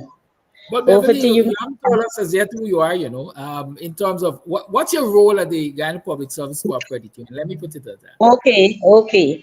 I am Beverly Dijon. I'm a teacher by profession. I've been a member of the Guyana Public Service Cooperative Credit Union for more than 2 decades. And I'm also a duly elected member of the Committee of Management, just as recent as March 2nd. And so here I am with you today, being the newest member on board, just a few months to share the great news with you of our accomplishment over the past 3 months. Good, thank you for that. Candice, where are you? Beverly, you need to find Candice, because if she's going to talk with us first, she's not here. I don't know where she is. She's right here. Well, she's not speaking to us. Candice?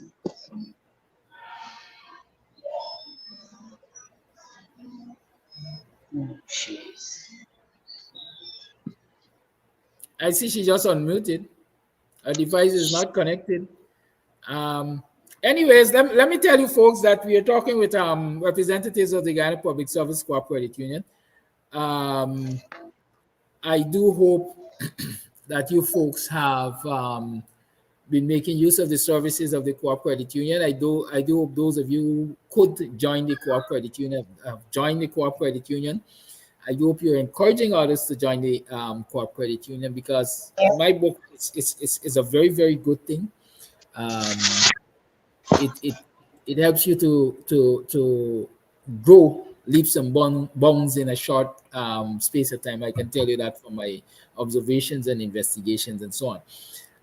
So since Candace is not here, or she's not talking, Beverly, what has happened since the, as we like to say, Team Ben got back, quote unquote, legitimate control of the Guyana Public Service Co-op Credit Union? What membership has been like? Ms. Kadaki, I must say to you that a lot has happened since Team Ben has been on board with the Guyana Public Service Credit Union.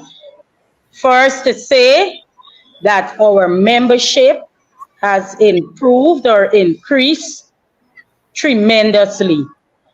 For the past 2 months, we have over 300 and something new members on board, right?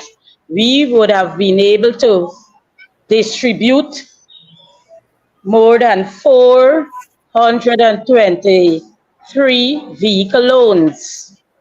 And counting, because to date persons are still accessing those loans.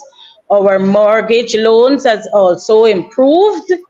And with these new items coming on board, these new items, we are expected to see a rush, a new rush similar to the gold rush coming at the credit union for this month of July, where we have all the other products rolling out. The launch of our new loan product will be in this month. As soon as the 12th, I think next week, Friday, we will be launching the new, next Friday, we will be launching the new loan products. And I have before me some of them that I will be able to list, and then I would be able to go a little further to say what are some of the requirements for these loans. So we have the, yes, we have the low-cost vehicle and secure loans term. Members earning 130 gross salary can now make, excuse me, can now make an application for a vehicle loan to a maximum of 1.5 million. And that is for a second-hand vehicle. Or they can have the maximum of 2.5 for a foreign used vehicle. The GPSCCU will be accepting vehicles 10 years and a little older. The interest rate, listen, the interest rate for this is 0.75 per month on the reducing balance and a pay period of 5 years or less. Vehicles must be able to have an annual full comprehensive insurance assigned to the credit union. And that is for a low-cost vehicle and secure loan term.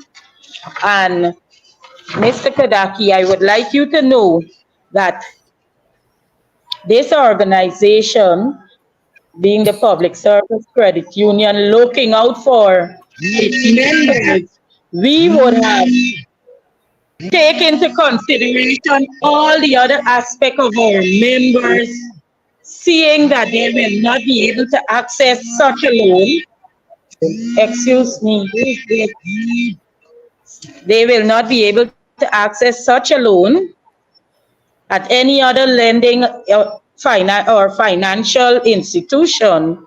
And so we have paved the way to have our members having the opportunity to have a luxury. It's not a luxury, a necessity of having easy access to transportation for their domestic use.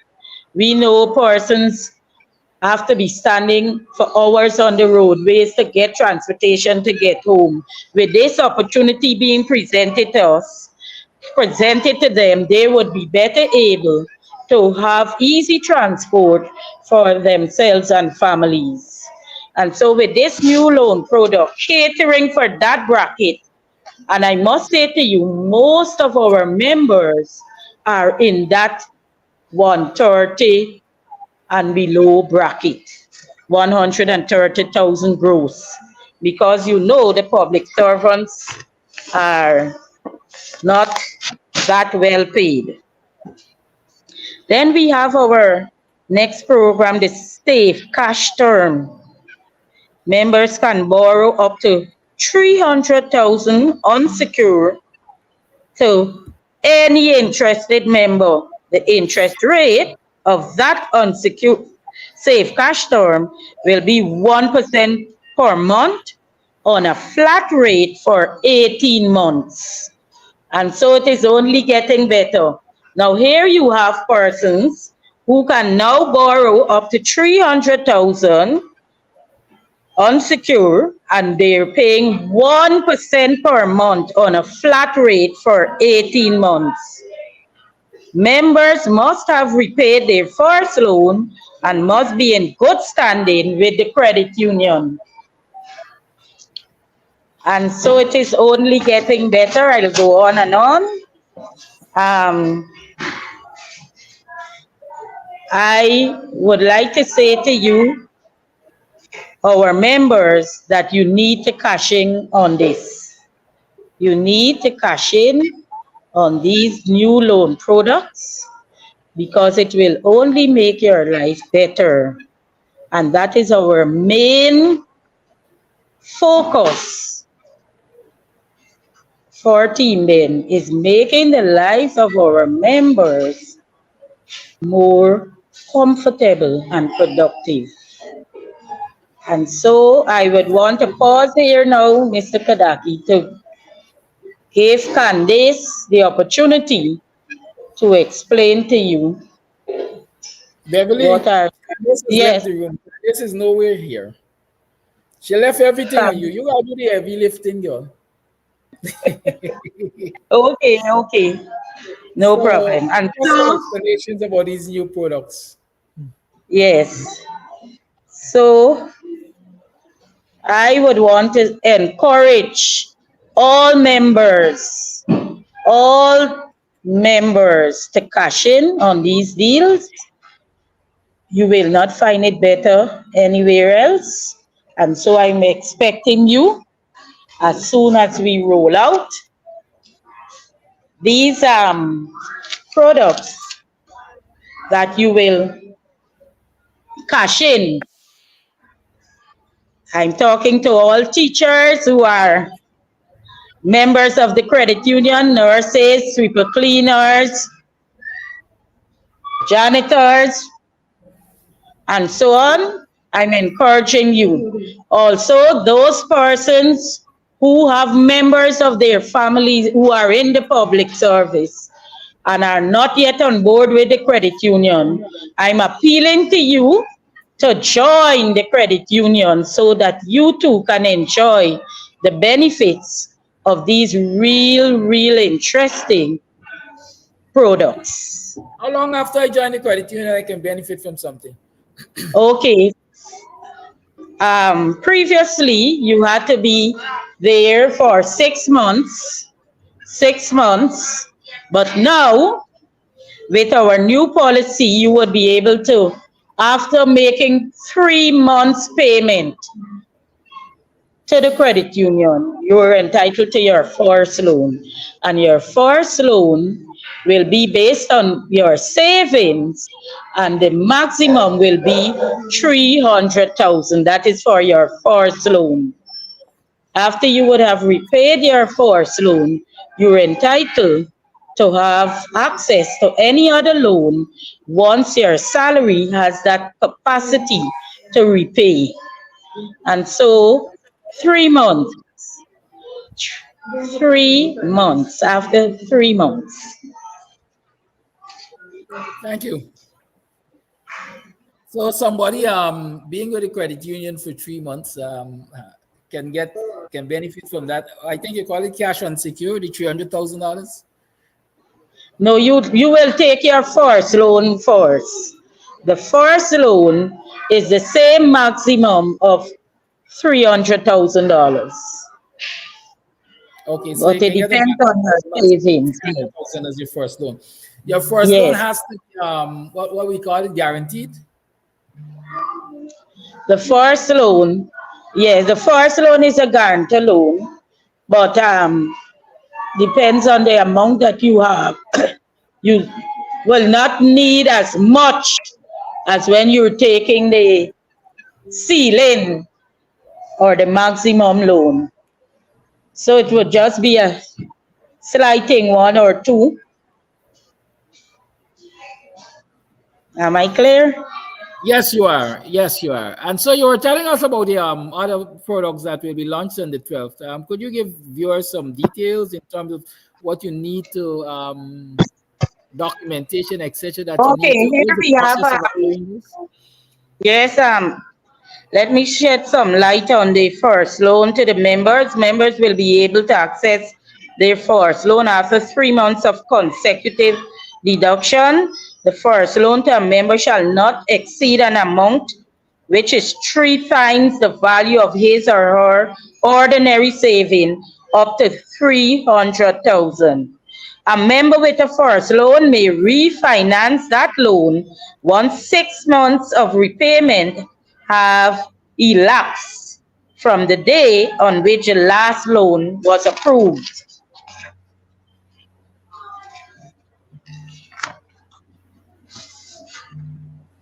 And so we go to the mortgage ceiling. Presently, we're at 15 million presently.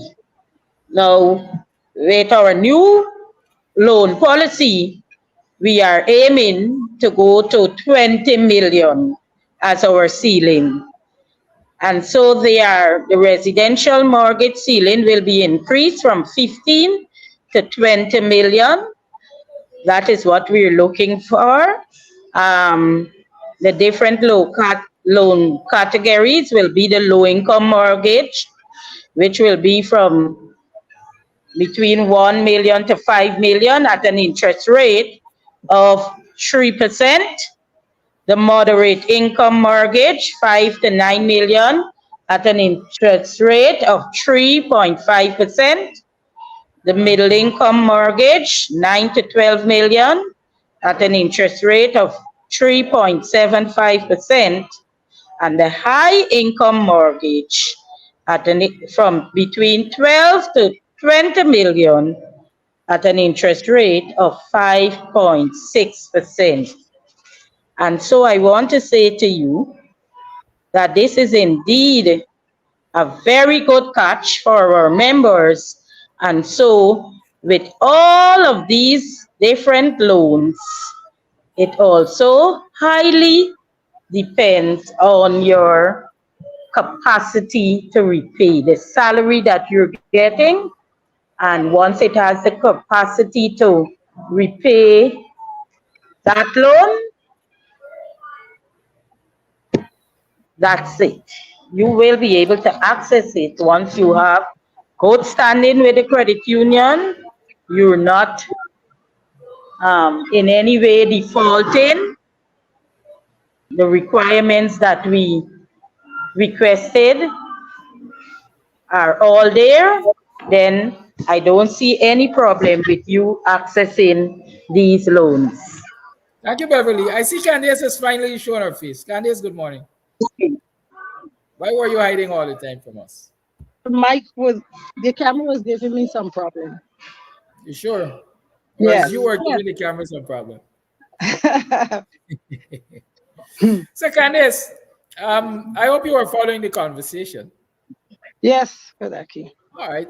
Let me start by asking you out of the box question, and that is, all right. Let me ask first, who is Candace and more? Candace Elmore is a member of the GPSU for over 26 years. I'm currently employed at the Ministry of Education for over 30 years, and I'm a duly elected member of the GPSCCU Committee of Management.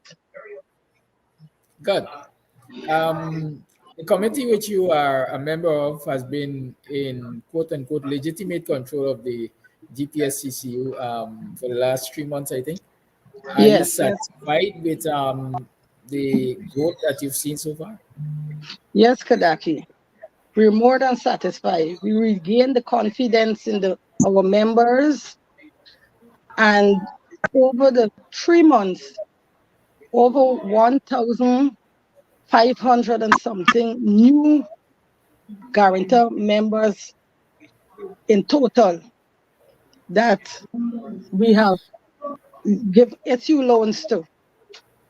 We have over 175 vehicle loans were approved, and over 30 mortgage were approved. 300 new members joined the credit union over the last 3 months that we took office. Nice. That's like an average of 100 per month. Now I understand there's some new products. What would have informed or encouraged the creation of these new products? Kadaki, we have our members at heart, and try to reach each and every member from the highest to the lowest income public servant.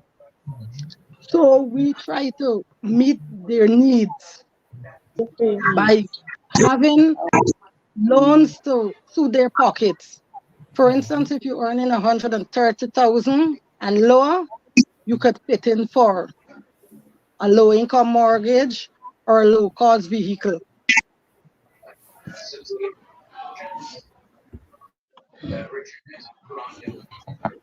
Yes. So First, when you go to borrow your first loan, it used to be $60,000 or $50,000. Now your first loan is $300,000. When you borrow for the first time.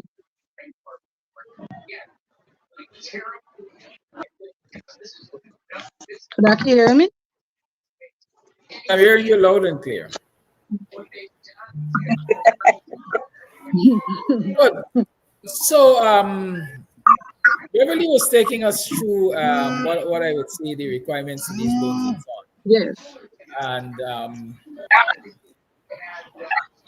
she told us of these new products that will be launched on the 12th of July. Yes.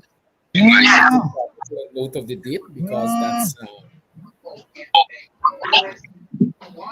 that's the day I was born. Okay. It's a blessed day. From what time on the 12th of July people can start applying for these loans and utilizing these facilities? After we launch the product on the 12th, anytime after then. What time is the launch? About 10. About 10, you said? Yes. And it's taking place at the headquarters? Yes, it is. Yes. At Peel Street. Okay, good. So y'all gather yourselves on the anytime around 10 on the 12th of July. Something is feeding back. Yes, on the 12th of July, and go down to the Ghana Public Service Corp Credit Union headquarters. That's our history there. Partake in the launch of these new products. Is there going to be any raffle or any giveaways on that day? You have to be there to find out. You have to be there to find out. Yes. Okay, so you're not getting any cat on the bag. No. No. All right. Thank you for your information. Is there anything else you want to tell us before you leave? We would like to encourage our public servants who are not members to join and be a part of the credit union family to cash in on these new and good products that we're going to launch on the 12th. Thank you very much. Yes. Thank you for joining us. I look forward to seeing you again sometime in a month. This is the Maybe second time you do Kwadiaki. update viewers of the new things that are happening over at Guyana Public Service Cooperative. Thank you This is the so second much, time Mr. you do Happy, Mr. for coming Kadaki. up. Sure, you're welcome. That's Candace. Candace, have a good day. She came late, Yes, so thank you, and same to you. as the old people say, she came in time to say amen. I think it was a trick. She wanted Beverly to endure it all. But it was a All good right. amen. You know, some people like allow. Look at this here now. Some people like allow everybody to do the heavy lifting, and then they just come in at the end to say, "Hey, I come No, for collect." no. That is I was not on so. since 8 o'clock. That is not so. I was on Yes. since 8. Thank you, ladies. Thank you very much for coming. Welcome. Have a blessed day. Thank Have a you. great day. Thank you for having us. Wish you all the best. Thank you. Yes. Yeah, so folks, we were chatting there with members of the executive of the China Public Service Cooperative Union. You know of the new products that they're going to be launching on the 12th of July. And you also know of the ease with which you can access the facilities now. Right? And so I encourage, listen, I grew up in a time when our people used to say, I'm borrowing. I'm not borrowing. As a matter of fact, I have a very close family member who got land, and I suggested, why not go to the bank and take a loan to build? Nah, me ain't going to the bank. I said, so you're going to build, God going to provide. God provides. He provides through facilities like the Guyana Public Service Cooperative Union. Make use of the facilities there, please. Do not be afraid of borrowing. Because as a matter of fact, my learning says that nobody gets rich off of their own income. It's OPM, other people's money. You gotta use other people's money.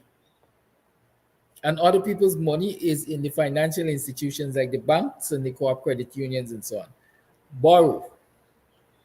Just discipline yourself enough to repay. Just discipline yourself enough to repay. I usually tell young people, especially, before you go and rent a house, if you have a fixed job, I think the requirement is that you must be at a job for 3 years at least. You must be employed. If you have a fixed job, instead of renting, mortgage. A mortgage is rent to own. That's how I see it. Just as how you will pay the landlord $100,000 a month to live at his leisure, because when he feel like put you out, he finds some reason and put you out. Invest that $100,000 a month in your own home. Get a financial facility from the Public Service Cooperative Union or from the banks or some other financial institution. Get a facility and pay your rent as mortgage. When you're done paying your rent for 30 years, 20 years, 25 years, you own that. Once you're diligent and you do what you have to do. But when you pay rent to your landlord for 20 years, 30 years, you ain't own nothing. Understand that? That's my encouragement. Make use of the facilities at the credit union. And it's indeed refreshing to hear the low rates for the amount of monies that they're willing to lend you. Right? Keep that in mind. It's 29 minutes to the 9 o'clock hour. Let's open up the lines. I see Sherwin Leander. Sherwin, don't think I haven't seen you. Sherwin Leander said he finds it funny when one political party is promoting another, because the politics we are accustomed to is political parties going at each other's throat. He didn't say that, but I'm saying that. So he finds it funny when one political party is seen as promoting another. We'll address that issue when I'm done with this call. Call your life. Morning to that team. Morning, viewers.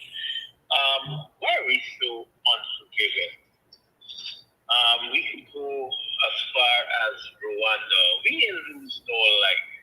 And look what lives that were lost between the Hutus and the Tutsis, the genocide over there. And they were able to come back, reconcile, and forgive, and build a beautiful country. Why are we still holding on what AFC did? And even one person went on to talk about, with me personally, about what WPA did. Right? And then when people come back and talk about burnout, they like you're supposed to drop that. That's how many years ago. You know, it's time we reconcile, come together, right, for the betterment of the country. If AFC, WPA, and PNC could do it, let's do it. Stop this nonsense of being forgiving AFC for what they did. But then, don't forgive David Frazier for what he did too. Don't forgive him, right? It's time we stop this nonsense, right? And let me move a little further to the two of those people who are vying for leadership in the party. How do they think that people will look at them now, knowing that because she did not contest anymore, they refuse to go to Congress? People will lose all respect for these people. If you're in a contest and you will win, that doesn't mean that, you must throw tantrum. Again, if you go back to what you say, politics is not a little boy sport, it's a big boy, big girl sport. Big pants, big skirt. You can't be thin skin. For you to stay away from one of the most important times for the party because you did not run up or to get the leadership, what that tells of you as a person. So that's all I have to say this morning. People let that marinate on you. It's time we drop this nonsense, AFC, WPA, blah, blah, blah, and move ahead to the betterment of the country because the oppressor remain one. The oppressor remain one. We know what they have been doing for the past 20 almost years. So time we stop this nonsense and move forward for the betterment of our people and the country. That's all. Okay, caller. Caller, you're live. Caller, you're live. Yes, good morning. Good morning to you. This is Flash Garden. Good morning to all my African Guyanese brothers and sisters there. There are something I have to clear up in here, but I must thank that brother in that first voicemail, whatever. Flash Garden never against no coalition. This party, this program here that allow me to speak every morning. I came out first because I believe in that coalition party. I said, let Abinatu put the difference aside if you have any against WPA and call WPA and let them stand up and keep a big rally and all hands together and say from this day, we will take back Guyana for all Guyanese to bring peace in the land and happiness. I did it. And I explained why I said because Bornham, we had to make a phone call. I couldn't remember the party name and the guy name. To come together so Bornham and them could have knocked out Jagan for what he was doing too. I am not against coalition. What I am against is a regime change. I always say it. Because regime change, let me make it easy for everybody to understand me. That when you have your building or your house, you rent or what, you have to give that person photocopy key that he could come in anytime and any hour. Any government, help any country, they control them until they die. That is part of religion. God is not for that. I listened to that program last night. I always find time to listen to Mr. Lal. He always encourages citizens. Fight for what belongs to you. Come out and fight. He said, my castle is dead and live bloodshed. He said, but do it.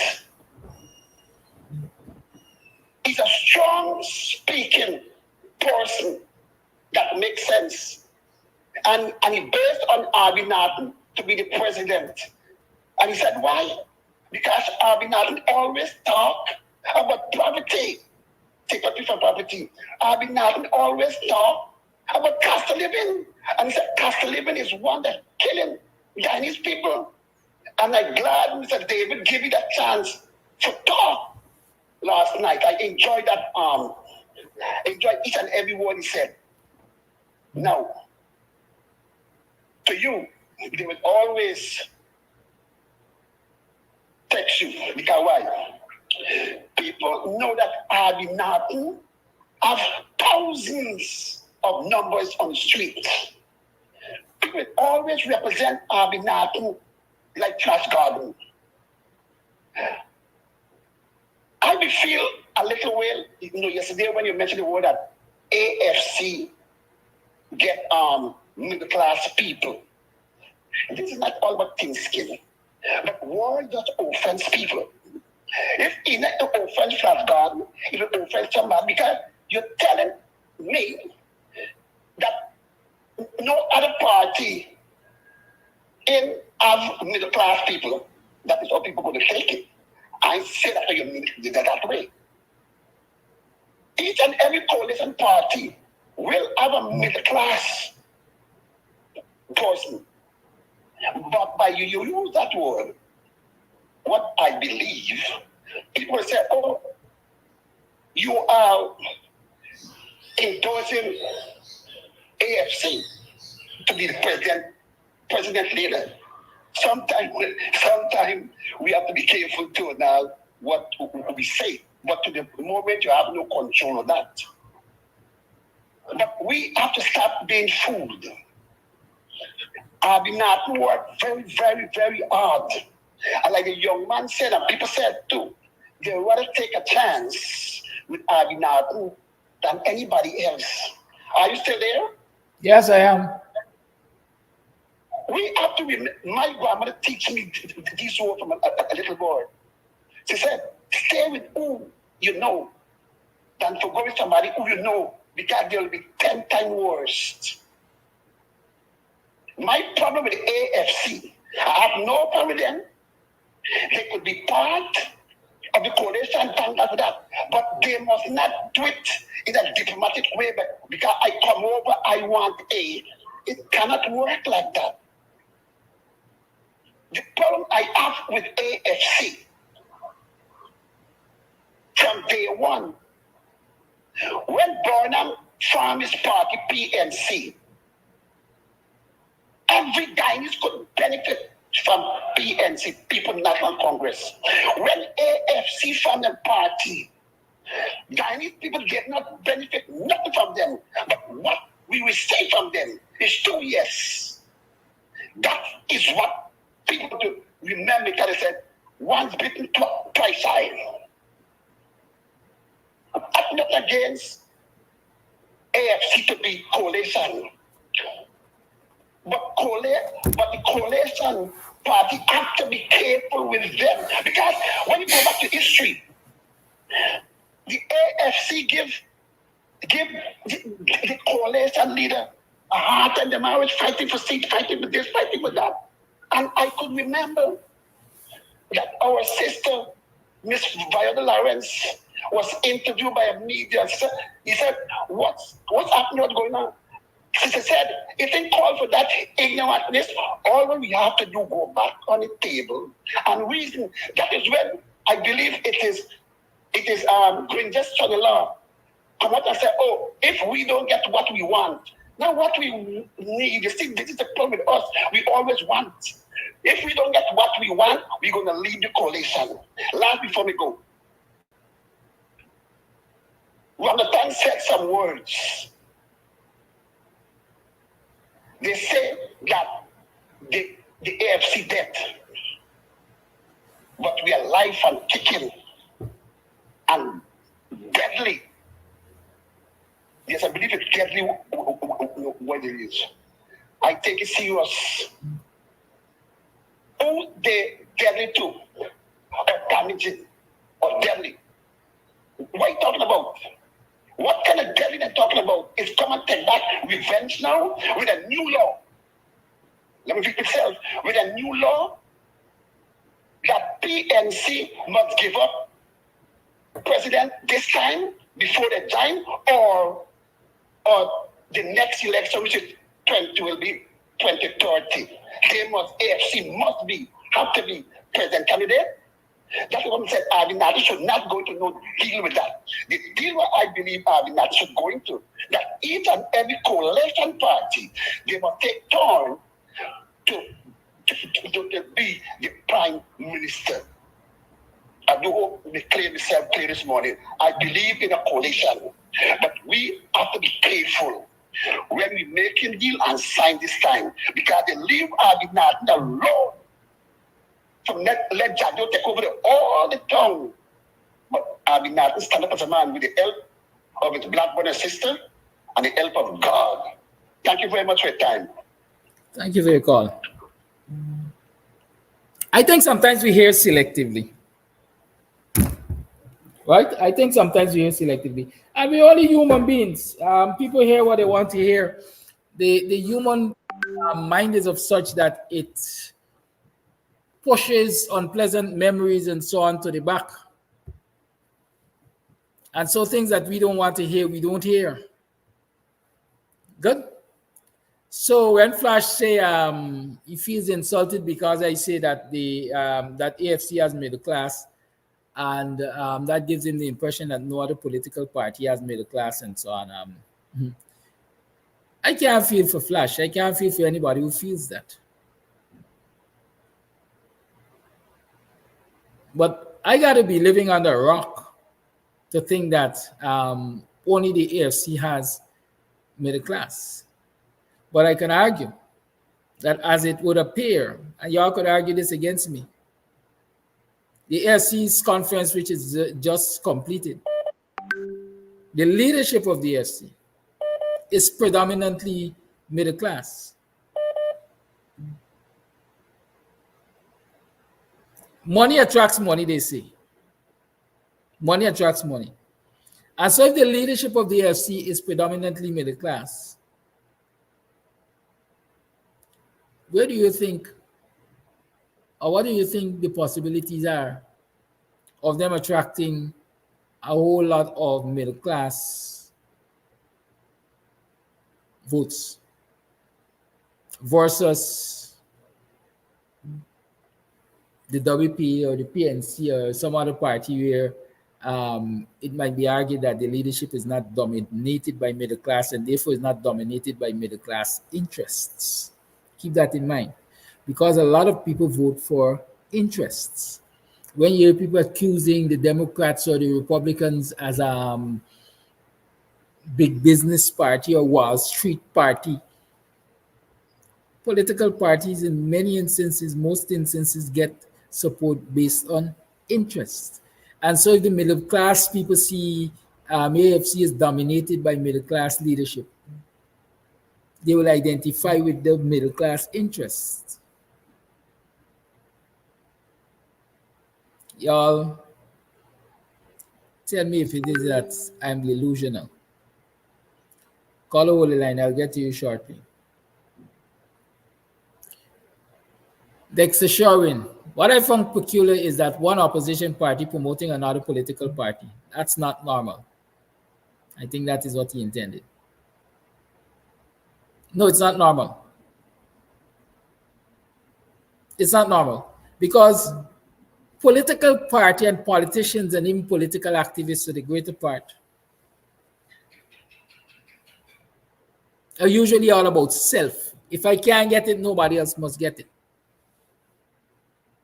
And I guess he is addressing the WPA in this instance. Let me say to you, the WPA put all of its differences, or at least subdue them, compartmentalize them, whatever you want to call it, with the PNC to form the APNU because they had a national interest at heart.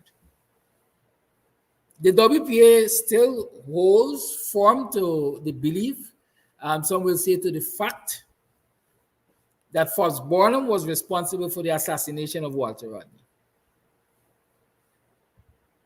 That is an unforgivable act in the eyes of human beings. You kill one of mine. But the WPA was able to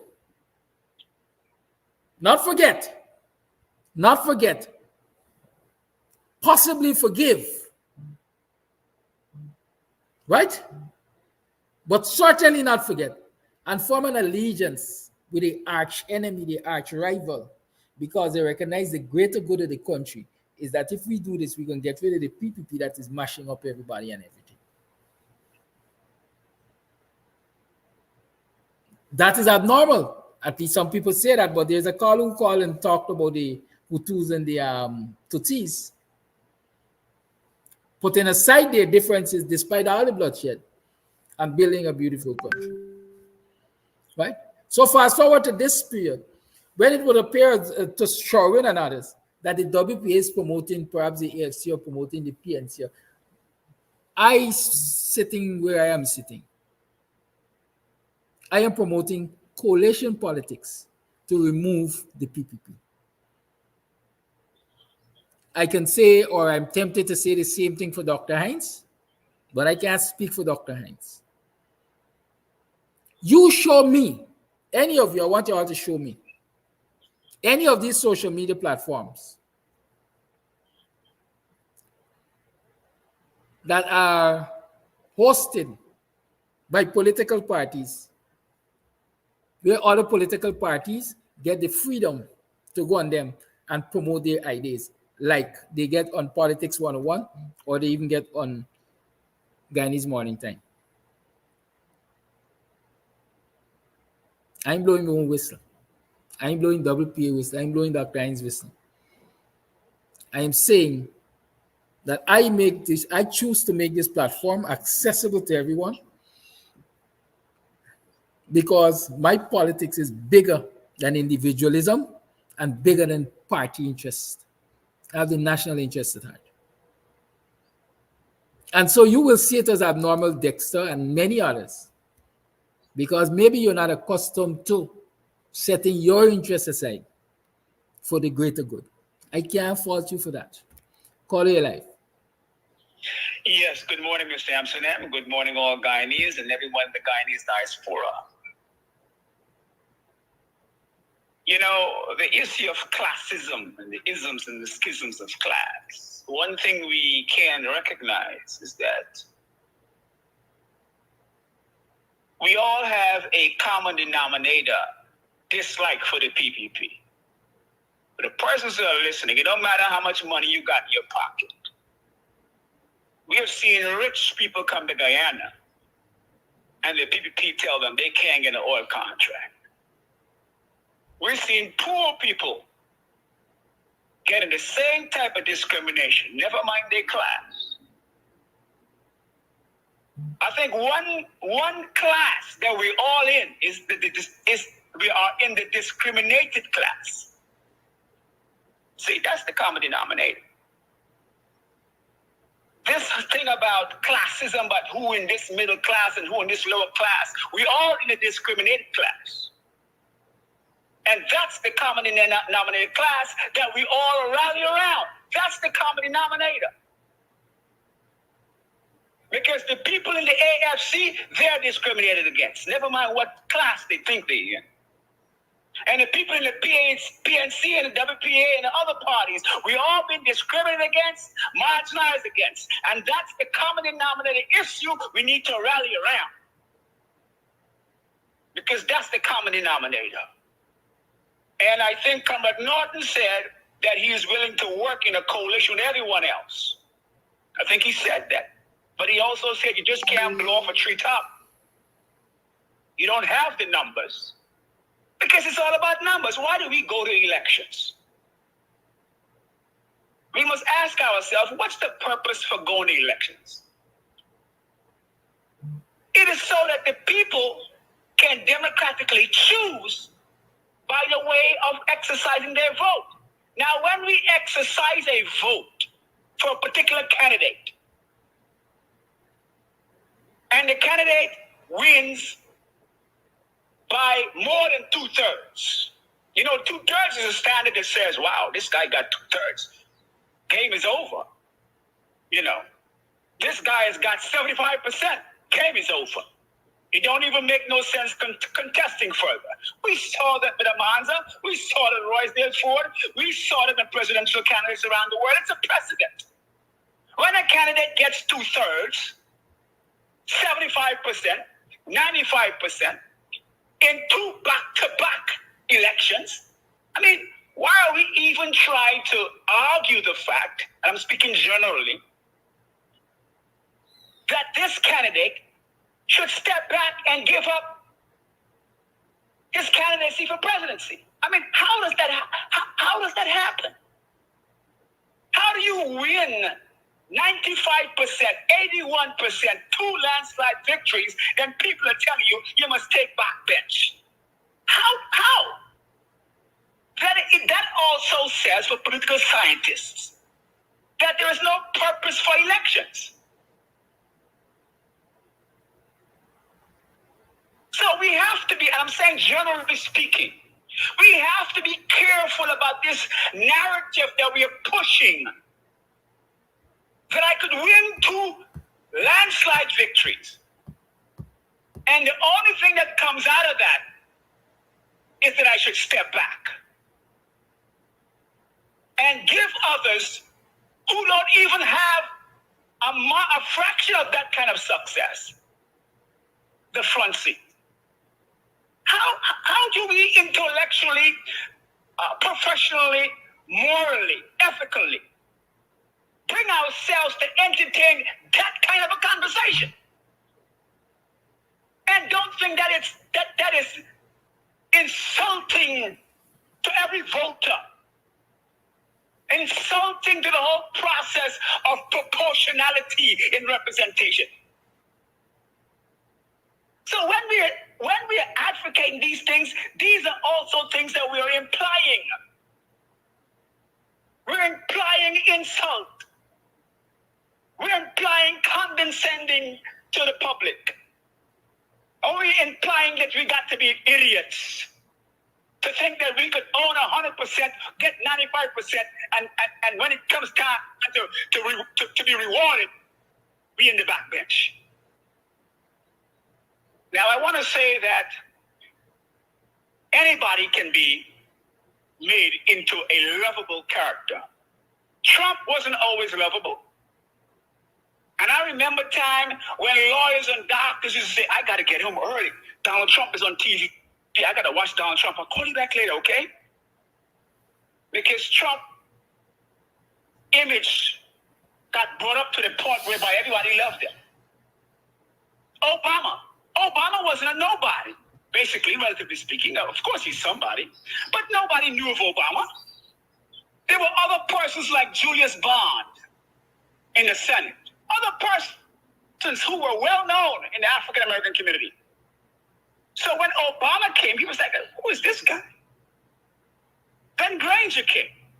Who is this guy? Nobody knew of Granger. I never saw Granger in any protests, in any PNC meetings that I went to. But all of a sudden became the sweetheart. So Aubrey Norton has a longevity of public appeal. And that's why he's got 2 landslides victory. So when we're talking about can incumbent Aubrey Norton, Leader Norton, be the winner, I think he's already been showing us that he is a winner, that he has winnership qualities. We have to agree by the numbers. You don't win 2 elections back to back and think that's a fluke. So rather than persons saying they don't think incumbent Norton is a winnable character, I think the evidence is there to support that he has been a winning character and he should be the front-runner candidacy for the president of the corporate Republic of Ghana. I think that's already on the table. Thank you, caller. That's staring us in the face. Please wrap up. That's staring us in the face. So going forward, I think Dr. Hines is over the top qualified. Dr. Hines. But I don't think he has the votes as Cumbert Norton. So I think Dr. Hines will be equally as good as Cumbert Norton. As equals, first and second. Other candidates don't even have the experience. They don't even come close. So we could start from there. who got experience, who have proven it. I think Nigel Hughes will make a good attorney general, an assistant and legal counsel to the president. I think there's so many jobs that Nigel Hughes could do based upon his experience. And I think that's where we have to talk. And I think that's how we can reward the AFC. And the AFC will be rewarded.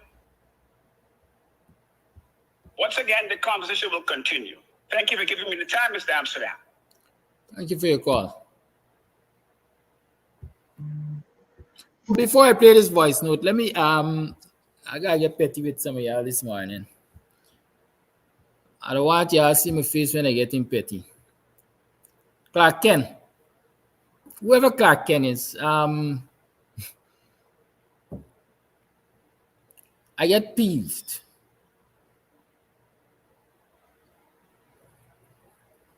when y'all throw low blows. Sir, Nigel Hughes got you out of jail and now you want him to be presidential candidate. First, I wasn't in jail. I was detained. Secondly, Nigel Hughes is doing his job as an attorney. What does that have to do with wanting Nigel to be president or not president? Let's explain processes to you. And we were talking about conflict of interest and so on. If Nigel is my attorney and he becomes president tomorrow, you gotta drop my case. He has to drop my case. It means that I would lose the service of one of the most competent attorneys in this country.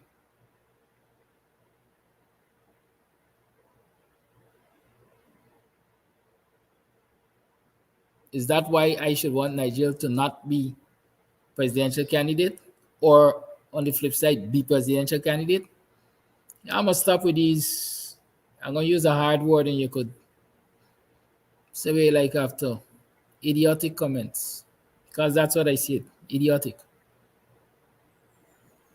These discourses were going on long before I got arrested and was placed before the court. The caller that called that resulted in me being before the court, should I say that person was responsible for me being before the court and therefore they should dead, or they should go to jail, or whatever nonsense I want to think of? I wouldn't, because it's idiocy. When we deal with issues, let us deal with them rationally and not emotionally. Good. I will continuously say my politics is bigger than individualism, it's bigger than party. My politics is nationalistic. What benefits the citizens, what will lead to the ultimate benefit for the citizens, I'm for it. I can't sit here and tell you Nigel, Norton, David Hines, and whoever else you would bring as president, prime minister, vice president, or wherever you will put them,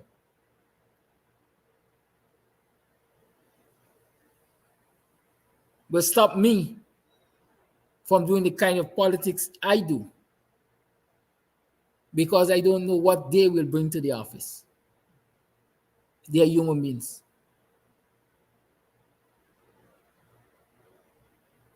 We are on the same side. As it is right now, we are on the same side. We are on the opposition side. And so I will support all of them on the opposition side. If I had to choose from among the three of them, I am saying it again, and it has never been hidden. I will choose David Hines. We come from the same political party. He is my political leader, if you want to see that. So if I can support anybody, where should my support first start? Charity begins at home. But like I said earlier, if I believe that he should take several seats in the interest of the nation, I will tell him to take several seats in the interest of the nation. That's me. But of course, everybody has their own yardstick, so y'all could judge me on that. And judge me on wherever else y'all think y'all hear I saying. But I know what he's saying. And up until now, I ain't say I prefer Nigel over Norton or Norton over Nigel or David Hines over any of them. I have not said that. So like they said, don't put words in my mouth. Voice note. Good morning, Kadaki and listeners. I agree with the caller. I mean, yes, somebody might have the personality and they might have the financial background, but is that all? I want to know, what does a leader promote? What does he look like? Because everybody's on to Mr. Norton, how he looks, and all that nonsense. A leader's supposed to be able to pull the people together. And Mr. Norton has worked and is still working all the time. But yet all of a sudden, you're hearing that Mr. Hughes must be the person to lead for elections, presidential candidate. I don't think that, and I'm saying this now because this is what I've been seeing and these are my thoughts. I think that Guyanese people are very fickle, and I think that Guyanese people, if they continue in the manner in which they're going to lose everything. Now, like the caller said, Mr. Norton has shown that he can work. He has been working. When everybody was saying, oh, don't go to local government elections, he showed us that he maintained those larger regions that were important, and that's our support base, the larger of our support bases. He did that, against because for me, it was an orchestrated attempt to undermine Mr. Norton. And he bore all of that. And he continues to work. It is a sad time. And please don't tell me about the bigger picture, because he is thinking about the bigger picture. Right? I think it's unfair to him for him to put in all this work and a man just come just so, and the society decide that that's the man for candidacy. Sorry, it's wrong. It's this.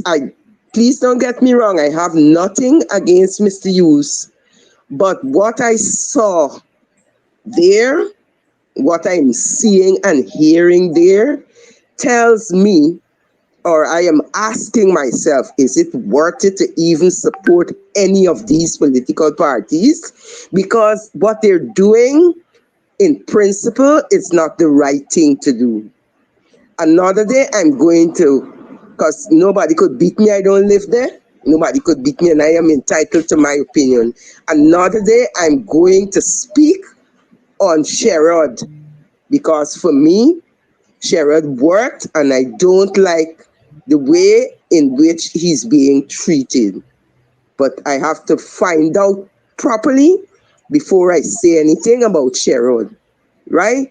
But for me, it's unfair for everyone to all of a sudden get this epiphany that Mr. Norton does not look good for presidency.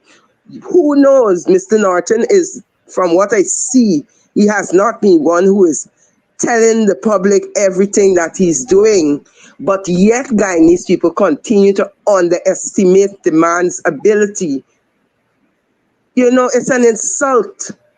and I am going to repeat it.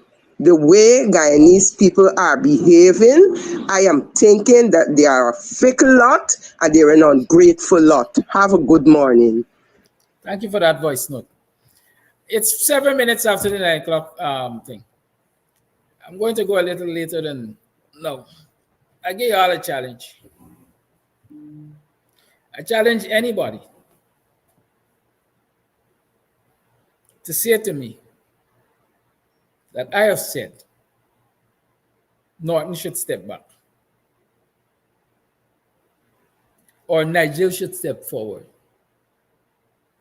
or David Hines, as a matter of fact, should step. I challenge anybody to point me to one of my programs where I said that. I challenge anybody again to point me to one of my programs where I say that Norton is unfit to lead the PNC or to run for president of this nation. I challenge you. Because again, I'm saying, that is not my concern. That, quite frankly, is not my concern. I've said it and I will say it again. I don't even care who runs this country. So long as the benefits come to the citizens, so long as citizens are treated fairly and equally, I don't care who runs this country. How many times have you heard me say that? If you never hear it now. And go and check all the programs that I do. And you're going to find that it has always been my historical position. Okay? You all remember when everybody, all right, I just remember this. I'm going to leave this with you perhaps. When everybody was calling and criticizing and crucifying Arinon, I said at this late stage, it's not the best time to go fighting to change leader. If you got a frog, hug up your frog. That was my exact term. If you have a frog, hug up your frog. Did you hear me say that? If you didn't hear me say that, then go and look for the programs. Because I said that. Nobody thought at that time that I had a problem with Norton. But because I'm having a wider discourse, I'm widening the discussion in terms of leadership and possibilities. Discussions which will come up. People believe that I got problem with Norton. You have some sick souls. Sick souls. We need to stop being emotional and be rational. That's all I'm saying. At the end of the day,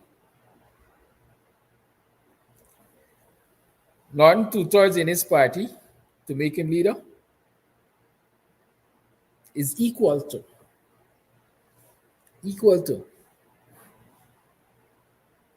Nigel uses 165 or how much in his party to make him leader. Why are they equal? Because both of the party membership chose to make them leader. So both of them are leaders in the eyes of their parties. You can't expect Nigel to get 6,000 plus votes at his conference because they ain't got 6,000 plus people voting there. But at the end of the day, both of them were quote unquote anointed by their followers as leaders. So when they go and sit down at those tables to negotiate, they're negotiating as equals, they are leaders.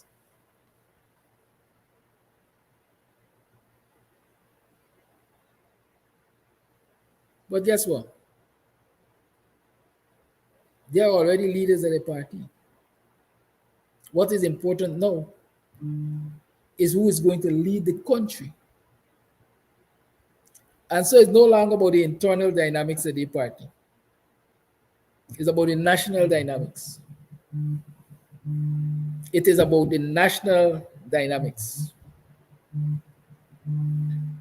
The people are loved in their homes, and when they step their foot out the door there, nobody wants to see them. And vice versa. The people who are loved outside of their homes, and when they set their foot in the door, the family don't want to see them. They're different dynamics. We have to examine the dynamics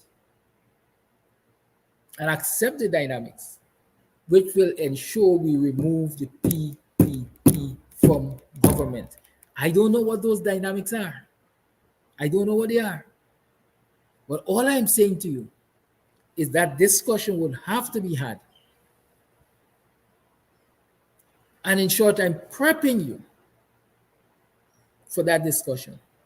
Because a time will coming up, don't kill me the messenger, man. Y'all listen to the message. Listen to the message, please. Analyze the message. How y'all want to analyze me?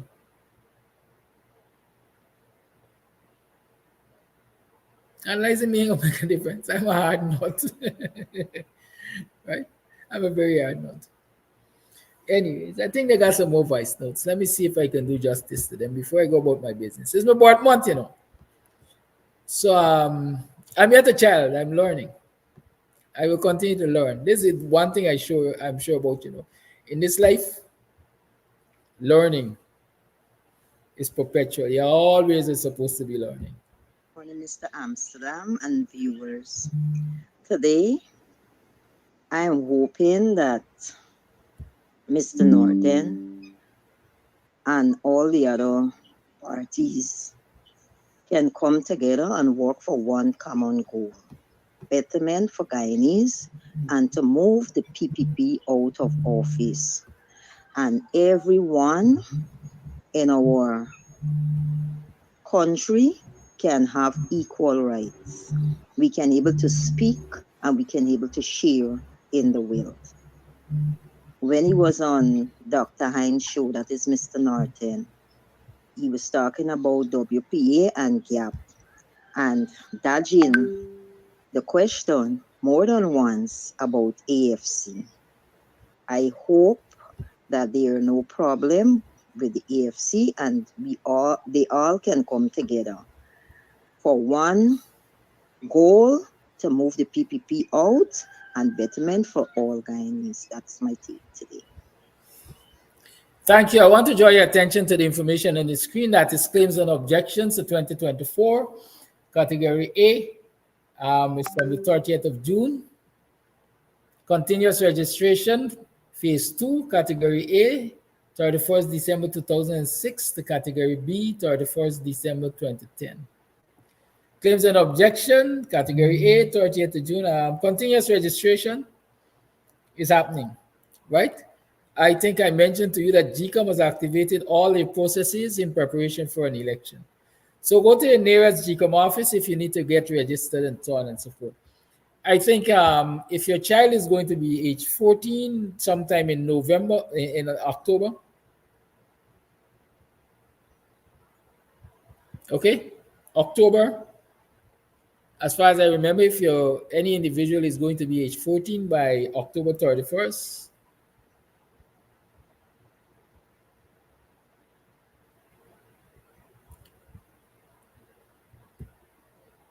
then you are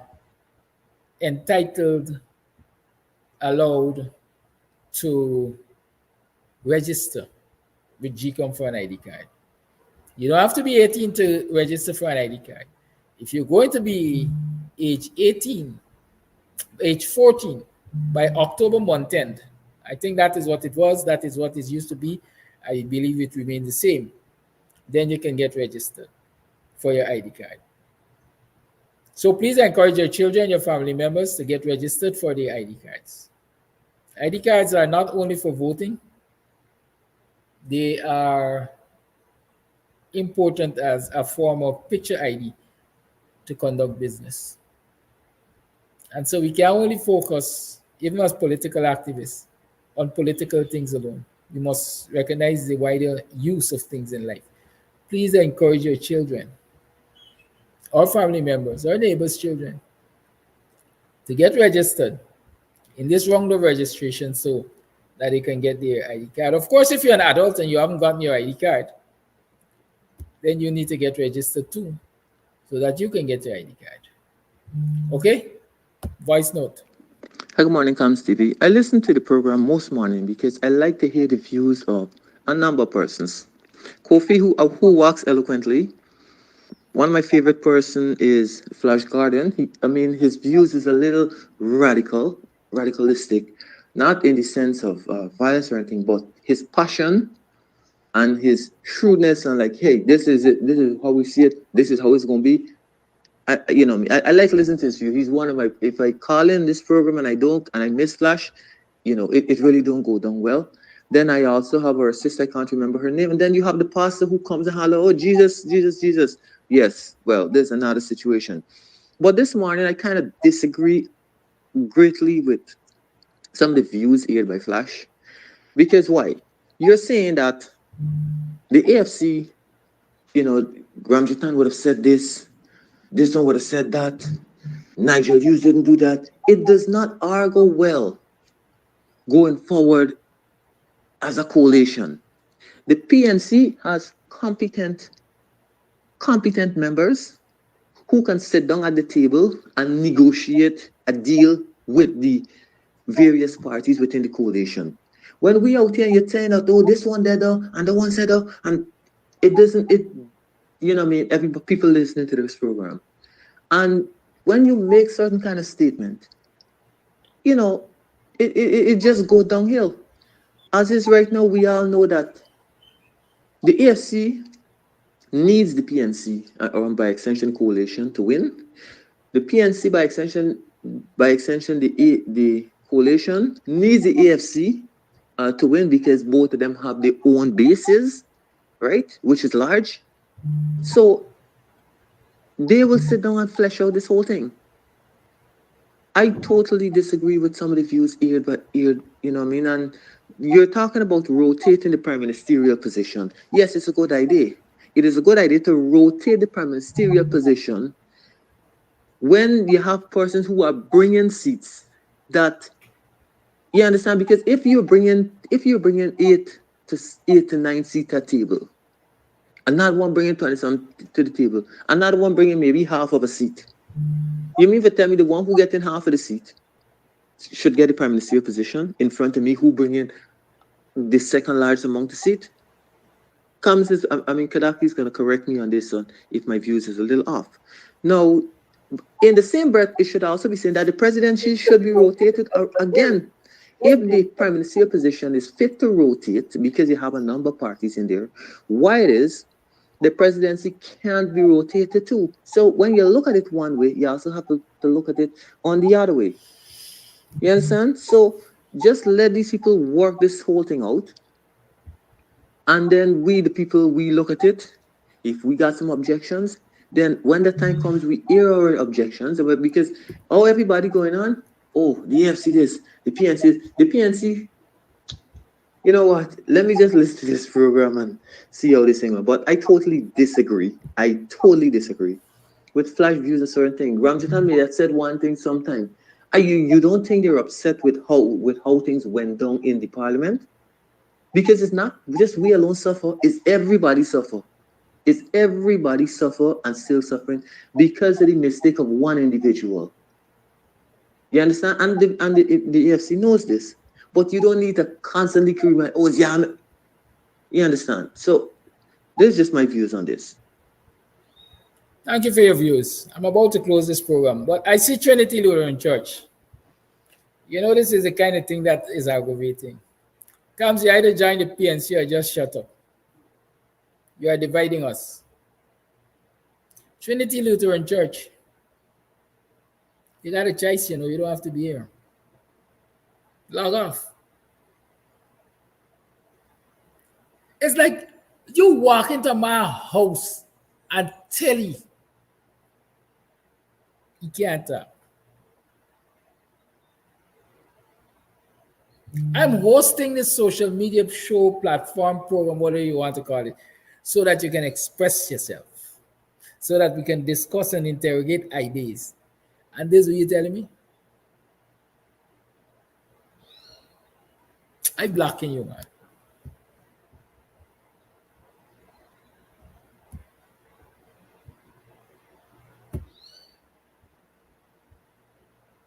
I petty like that this morning. Y'all have a good day. Tomorrow morning is Wednesday. We're supposed to have Dr. Hines on.